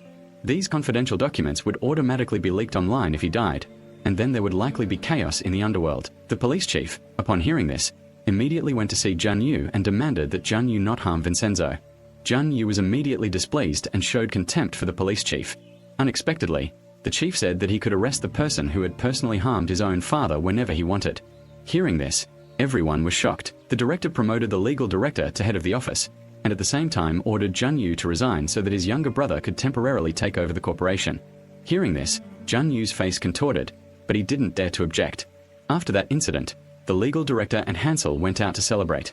They had been resentful for a long time, and today was the first time they could be so happy. The director inadvertently revealed that the bookmakers would be here within 24 hours to abduct Vincenzo. After Vincenzo leaves, they will destroy Muongthan Plaza and retrieve the confidential documents. Hansel was overjoyed upon hearing this and couldn't help but praise the director's intelligence. He even felt a little self-satisfied, fantasizing about defeating his older brother. The next day, he called Vincenzo saying he needed to meet urgently, just as the international police arrived at the airport. Shortly after, Hansel and Vincenzo met on the hockey rink. This was a pre-arranged location, so the international police arrived very quickly. Hansel pretended to run around Vincenzo, then suddenly pulled out a gun and pointed it at him. Unexpectedly, Vincenzo had anticipated this and pointed his gun back. As the two were loading their weapons, preparing to shoot each other, international police suddenly stormed in. While Vincenzo was distracted, Hansel unexpectedly fired, shooting the protagonist in the heart. Vincenzo was devastated to learn of Hansel's betrayal. He collapsed, lying in a pool of bright red syrup, tears falling and then fading away. A police officer approached and confirmed Vincenzo was dead. Unexpectedly, Vincenzo suddenly sprang up and attacked. He used his gun to force the others to put down their weapons, then shot several Babel Corporation undercover officers. Vincenzo told the bastards there that they could dispose of their comrades' bodies themselves and then they could go home. At the same time, he also told Hansel to tell his older brother at home not to do such pointless things anymore. Vincenzo spared Hansel's life but still shot him in the hand, sending Hansel to the hospital, and now he's recounting everything to Jun Yu. Of course, Jun Yu can't understand why Vincenzo got away with it this time. Hansel pretended to be clueless, thus deceiving Jun Yu, and everything described above is a pre-written script. Hansel had previously warned Vincenzo. Thanks to that, the protagonist wore a bulletproof vest and arranged for an ambush. Before going on the ice, Vincenzo took a police hostage, then had someone bring out evidence of Polo's crimes plus evidence of his money laundering subsidiary. Completing this mission will surely get you a promotion, and I will reward you handsomely later. Thanks to this, Vincenzo escaped harm that day. After this incident, Hansel admired Vincenzo even more for proactively carrying his belongings when he left, unwilling to let his idol suffer. To avoid Jun Yu suspecting betrayal, Hansel asked the male lead to shoot him in the hand, intending to stage a scene where he himself was also attacked. Vincenzo returns home to study with his teammates. Their goal this time is to eliminate all of Jun Yu's pawns, which means removing all the high-ranking officials behind him. Very quickly, the police chief receives a video of him accepting bribes at Jun Yu's house. Jun Yu texted to arrange a meeting at a cafe, and when the chief arrived, he found many other officials already present. The intelligence director pretended not to know anything. At this moment, the bar's loudspeaker suddenly started playing sounds of them accepting bribes. The officials panicked simultaneously, everyone clamoring to turn off the sound, but Miri didn't turn it off and even turned it up. The chief had no choice but to pull out the stun gun. Then the chief called Jun Yu to question why he did that, why he filmed it and played such a trick on them. Jun Yu tried to explain that it wasn't him, but the chief didn't believe him and hung up. Vincenzo was obviously behind all of this. This was a tactic to isolate the enemy. At the same time, the two of them announced to the media that they had filed a lawsuit against the construction of the Bowel Tower. Jun Yu was at his private residence searching everywhere but couldn't find any recording equipment. He guessed that Vincenzo must have pulled some kind of trick. While Jun Yu was suffering immensely from his bias, Prosecutor Choi next to him received news that he had just filed a lawsuit against the Babel Corporation. At the same time, Vincenzo called Director Han demanding a meeting tonight or he would be dead. That evening, the two met, and Director Han asked what he wanted. Vincenzo said, "I want to take your dog's life." Upon hearing this, the director hastily slammed his hand on the table. He arrogantly summoned a whole group of bodyguards. Vincenzo simply pulled out his gun and shot two bodyguards, breaking their legs. Director Han immediately realized things were going wrong. None of the bodyguards had guns, so Vincenzo chased them all out, leaving Director Han alone. At this point, he understood what a festival was like and quickly knelt down, begging for his life. At the same time, Jun Yu was sleeping at home. Suddenly, 3 men in black clothes carrying weapons broke in, beating him while saying they were sent by the police chief to teach Jun Yu a lesson for daring to film him. Jun Yu, terrified, ran away and hid behind a rock, thus escaping harm. Later, Prosecutor Choi and his younger brother came to comfort him, but Jun Yu angrily said he would deal with all these officials. Meanwhile, Vincenzo was admiring the city lights at night and enjoying a glass of wine while watching the drama unfold. At the same time, Vincenzo's manager was being pursued. He was knocked unconscious and brought before Congressman Park. It turned out that Congressman Park was a henchman of the presidential candidate. He wanted Vincenzo's manager to help him obtain confidential documents. The manager honestly replied that the model for the eye-opening ability had been lost, and the only way to unlock it now was to find the hacker who programmed it. The next morning, Jun Yu, injured and limping, went to work surrounded by 10 bodyguards. Suddenly, a group of men in black rushed in and subdued the bodyguards. They pulled out guns, but luckily Jun Yu managed to get into his car and escape. The car sped away, but the men in black continued to fire at it. Now Jun Yu couldn't take it anymore. Director Han, acting on Vincenzo's orders, advised Prosecutor Choi that there was only one absolutely safe place: prison. Prosecutor Choi conveyed Representative Han's suggestion to Jun Yu, advising him to temporarily seek refuge in prison for a few weeks. Sure enough, the next day Jun Yu was arrested for tax evasion. Before being arrested, he told his younger brother to continue with everything. Unexpectedly, Hansel no longer obediently listened to him. The younger brother said he would stop all projects and directly declared his opposition to his older brother, leaving Jun Yu stunned. After Jun Yu was arrested, the first thing Hansel did was invite Vincenzo to dinner. Now he always looks at Vincenzo with eyes full of admiration. Vincenzo was curious why he risked his life to help. Hansel replied that Vincenzo looked very much like his older brother. "I feel very comfortable in front of you," he said happily, calling Vincenzo his older brother. Vincenzo reluctantly agreed. Meanwhile, Jun Yu was seething in his closet every day. Then one day, Vincenzo came to visit him. He revealed the truth, like a bucket of cold water being thrown on him. "The people chasing you the other day weren't the chief's men, but mine. Not to stab you, but to make you feel scared because danger is always lurking. At the same time, I manipulated the legal director to force him to advise you to seek refuge in prison, and as a result, you fell into my trap." Hearing this, he became very angry and challenged Vincenzo. "If you like, I'll be released from prison tomorrow." But unexpectedly, Vincenzo pulled out a USB drive. "This is proof of your tax evasion.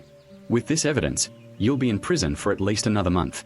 After saying that, he stood up and left, leaving the scoundrel who only knew how to smash things. At the same time, Vincenzo came from Italy to meet him and report that the Cassano family was being hunted by rivals. Pa is incapacitated by the police and unable to do anything. His friend begs Vincenzo to return to Italy to save the mafia family. Before leaving, the protagonist calls the manager, but he doesn't answer. This is because the manager is currently being held captive by the North Congressman, and they have found 4 people who wrote the security code for the gold vault. One of them, Miri, is at Muongfan Plaza. The congressman was overjoyed at the prospect of achieving his goal. That evening, as Vincenzo was about to leave by plane, Congressman Park's men took everyone in Muongfan hostage. They forced the teachers to open the secret basement. Miri was forced to follow instructions to open the basement door. After cracking the code using programming, the basement door successfully opened. Congressman Park climbed down into the gold vault, but strangely, the vault was completely empty. While climbing up, Congressman Park scolded the manager for tricking him. But Miri seized this opportunity to escape. The 2 monks risked their lives to hold her back and buy time. Miri ran while shouting that there was a robbery.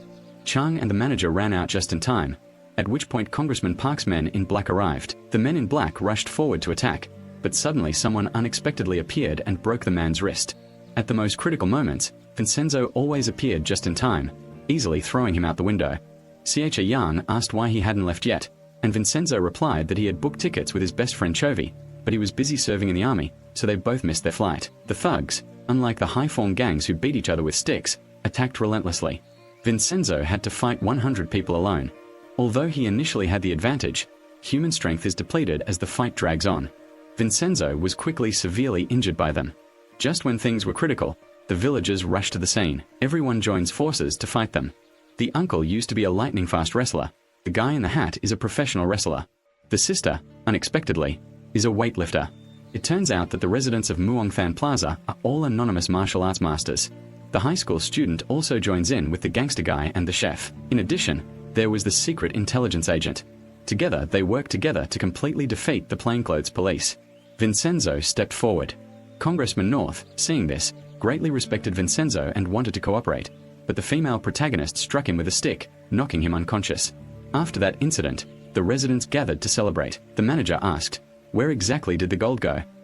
It turned out that 10 days ago, 2 monks discovered the secret vault in the temple. They called Vincenzo, and he had to admit the truth. "I am the owner of this gold vault." So, with Miri's help, the vault door was successfully opened. Every day, they used suitcases to transport the gold, each person carrying gold bars to hide them elsewhere. 16 tons of gold were successfully transferred to a secret location. As for the matter of dealing with the Vincenzo family in Italy, Vincenzo had used money to settle things. Later, Congressman Park woke up from the trash can. He was, after all, an assistant to the South Korean presidential candidate, so he couldn't stand this insult. Congressman Park met with some of Babel's men. They were worried Vincenzo would present a lot of evidence in the upcoming lawsuit against the corporation. If the lawsuit goes through, all 4 of us will end up in jail. Prosecutor V.N. Dung suggested promoting me to department head. "I'll find a way to postpone this case." Congressman Back readily agreed to promote him to department head. Sure enough, the next day, a notice was sent to the protagonist. The Supreme Court ordered a temporary suspension of the lawsuit until after the election. At this point, Vincenzo had no choice but to resort to the guillotine document. First, he disguised himself as a driver and cornered the Supreme Court judge, then took him to a deserted riverbank. The judge was startled to realize the driver was Vincenzo, and the protagonist pulled out a gun and forced him to get out. He then threatened to strip him naked and put his body on a tombstone, while also using documents related to the guillotine to intimidate him, forcing him to allow the Babel case to proceed normally and to ensure the fairest possible trial. The Supreme Court judge, of course, could only obey. By the morning of the corporate trial, Hansel was no longer hiding. He calmly went and sat next to Vincenzo. When the judge appeared, everyone stood up to greet him. The residents of Muongthan Plaza, in particular, all crossed their legs in a very stylish manner. Seeing this, Hansel also sat down to avoid being out of place. The judge declared the trial began. Vincenzo was a witness for the plaintiff. He produced a video as evidence, which showed officials receiving gold bribes at Jun's house. Along with the video of the chaotic scene in the hall when the bomb was planted, the prosecutor claimed that the lawyer representing the corporation watched the video, causing her face to go blank. During the court recess, Vincenzo locked Minister Dung in the restroom. He demanded that he oppose the Babel Corporation, otherwise he shouldn't blame the sea for being salty. After delivering his intimidating threat, he left. Following the preliminary trial, all officials were thoroughly investigated and reported on television. The court declared the Babel Group's ownership of Muongthan Plaza revoked, and the residents became owners. The building was overjoyed, and Chairman Jung also ordered the Babel Group to cease production of painkillers. He begged Hansel to speak to Vincenzo to spare his life, but Hansel immediately refused, saying that he should take care of himself. At the same time, Vincenzo visited Jun Yu in prison and showed him a picture of a model of the collapsed Tower of Babel. Earlier, Vincenzo had gone to his cell, directly shot and destroyed the model of the tower, and taken a picture to show him. The lifelong ambition of the tyrannical man had been destroyed. He told Vincenzo that if he could get out of prison, he would become a cold-blooded killer like he was when he was a child. And of course, the first person he would target was Vincenzo. Vincenzo ignored Damchu's rambling and just went in and finished, then left. At this time, Director Han approached Chief Dung, begging him to let him serve 3 months in prison outside. "I was afraid Vincenzo would come and stab me." Chief Dung also came, which is strange because everyone wants to go to prison this time. Vincenzo's side suggests that Hansel go abroad and lie low for a while. Because his brother is about to be released from prison, Hansel is likely to be the first target. But Hansel doesn't want to leave. He's already risked his life like this from the beginning. Besides, with Vincenzo protecting him, what is there to fear? Vincenzo also advises the female protagonist to stop at this final stage. Let him handle it alone. Unexpectedly, besides being a blockhead, Father Yang's head is also very hard. She knows that the law is full of deception now, so she is determined to fight alongside him against the villain Jin Yu to the end. On this side, Prosecutor Choi has also come up with a way to save her chairman.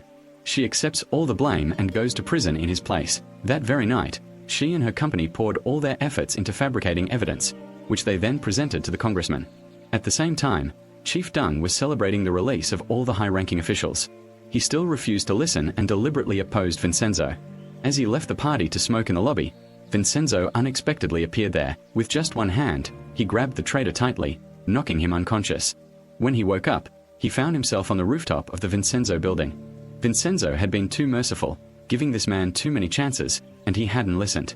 Now he didn't deserve to live anymore. Very quickly afterward, the chief fell from the rooftop. Jin Yu and the prosecutor, now in prison, were well aware that Vincenzo was behind it. She was plotting with Jun Yu about her plan to take the blame. He was moved and promised her that when he got out of prison, the vice president position at BA Bell Corporation would be hers. Jin Yu suggested that his release be kept secret so he could quietly deal with many people. Very quickly, the prosecutor was also arrested as planned. She successfully went to prison in place of Jun Yu. He was quietly released at this time, vowing to deal with each person who had driven him to this point. Meanwhile, as the workday ended, the female protagonist said goodbye to Vincenzo and went home. She had no idea that Jun Yu had been secretly watching her from afar. As soon as the female protagonist arrived at the parking garage, she was kidnapped by him. Hansel was working alone in his office when his older brother suddenly appeared, pointed a gun at his head, and prepared to shoot him, but then changed his mind and knocked him unconscious. Vincenzo was at home calling his father, but he couldn't hear him. Something was wrong. At the same time, a mysterious dark shadow appeared at the window. He cautiously took his gun outside, but when he opened the door, there was no one there. Looking around, he only found an envelope on the ground containing the female protagonist's bloodstained jewelry. Meanwhile, Hansel woke up with his father Yang at Jun Yu's house. It turned out that he had kidnapped the two of them to lure Vincenzo here. The female protagonist curses him, calling him a scheming, dirty-minded, and greedy maniac. She says he shouldn't have been born in the first place. Yet this scoundrel still confesses his love to her father, which shows just how abnormal he is. Immediately afterward, he calls Vincenzo, demanding that he come to his house alone. Vincenzo gets in his car and speeds off. He quickly arrived at the tiger's den alone. When Vincenzo entered, Jun Yu immediately used his gun to threaten him and forced his younger brother to hit Vincenzo with a stick in exchange for his release. Then he turned to the female protagonist, grabbed her hair, and forced her to be silent before loading his gun. Seeing the critical situation, Vincenzo quickly knelt down and begged Hansel to hit him instead. He stood up, apologized to Vincenzo, and pointed his stick at the protagonist, but unexpectedly turned to hit his brother. As a result, he was shot by his deranged brother. Hansel tried to use himself to buy time for the protagonist to save the female protagonist. Just as the two of them were about to leave, Jin Yu fired a shot at them. They didn't expect Father Yang to shield the protagonist from the bullets. Then she slowly fell to the floor in Vincenzo's arms. Just as he was about to finish Vincenzo off with a single shot, Hansel stood up, clutched his gun, and pleaded with his brother to stop. Unexpectedly, this man didn't care about family ties at all, and just like that, he fired a bullet into his poor younger brother. Hansel died in agony, then trembling, turned to shoot Vincenzo, but his gun ran out of bullets. Knowing he was no match for him in a one-on-one fight, Hansel fled. Vincenzo stayed behind to call an ambulance, but it was too late. With tears streaming down his face before leaving this world, he wanted to call Vincenzo brother with contentment. At this point, the bastard had driven to the beach. He threw the gun into the sea to destroy the evidence, and at the hospital, the female protagonist was lucky to survive because the bullet only hit her shoulder. Vincenzo was really happy that she was safe. Afterwards, he confided that he would be leaving South Korea tomorrow, and this was probably the last night he and she would be together. The next day, news broke that Jun Yu had harmed his younger brother, while the prosecutor felt powerless and delirious in her closet. Vincenzo gave Hansel's phone to the undercover agent, along with the guillotine documents, instructing him to use them for justice. At the same time, the lawyer delivered the confession, and Hansel's representative was about to sign it to go to prison when Vincenzo called. He said he would spare the man's life if he obeyed, and that he must get the prosecutor out within 3 hours at all costs. Representative Han immediately complied. Meanwhile, Jun Yu was in hiding and had bought more water lilies and hired many men in black to deal with Vincenzo. He himself went along to witness the scene firsthand. Exactly 2 hours later, the prosecutor was released. She was completely unaware that the script had been written. At this point, Vincenzo called to inform her that today was the day she would pay the price. Ignoring the warning, she calmly went home with her staff, completely oblivious to the fact that her every move was being monitored. It turns out Vincenzo did this so she could find Jun's location herself. Just as the protagonist had planned, she quickly went home, retrieved a secret phone, and used it to call Jun Yu. He immediately ordered her to come to the company to collect the assets. Afterward, he would send her the computer password and bank password so she could transfer the money to a virtual account. At the same time, the agent found Jun Yu's location and reported it to Vincenzo. He immediately located him on a map and moved. But at that moment, the bastard had led several men in black to Representative Han's location, and each of them stabbed him to death on the spot. Then they all got into a car and fled. The car accidentally drove past Vincenzo without him noticing. He then immediately turned the car around and chased after Jun Yu. A short while later, he and the men in black entered a basement. Because the basement had no signal, Vincenzo also lost contact. At the same time, the prosecutor had successfully taken all the money and immediately reported this to June. She had transferred all of it to a virtual account. She and her bodyguard were preparing to leave for the airport. Who would have thought that before she could even leave, Vincenzo was already waiting there since the afternoon. She hurriedly ran to call her bodyguards, but they had all been dealt with. Vincenzo threw out her passport, saying that the money transferred from Jun Yu's account had actually gone into his account. Vincenzo knew this beforehand, so he asked Miri to use his account to receive the money. Thanks to this, they managed to steal all of Jun Yu's money.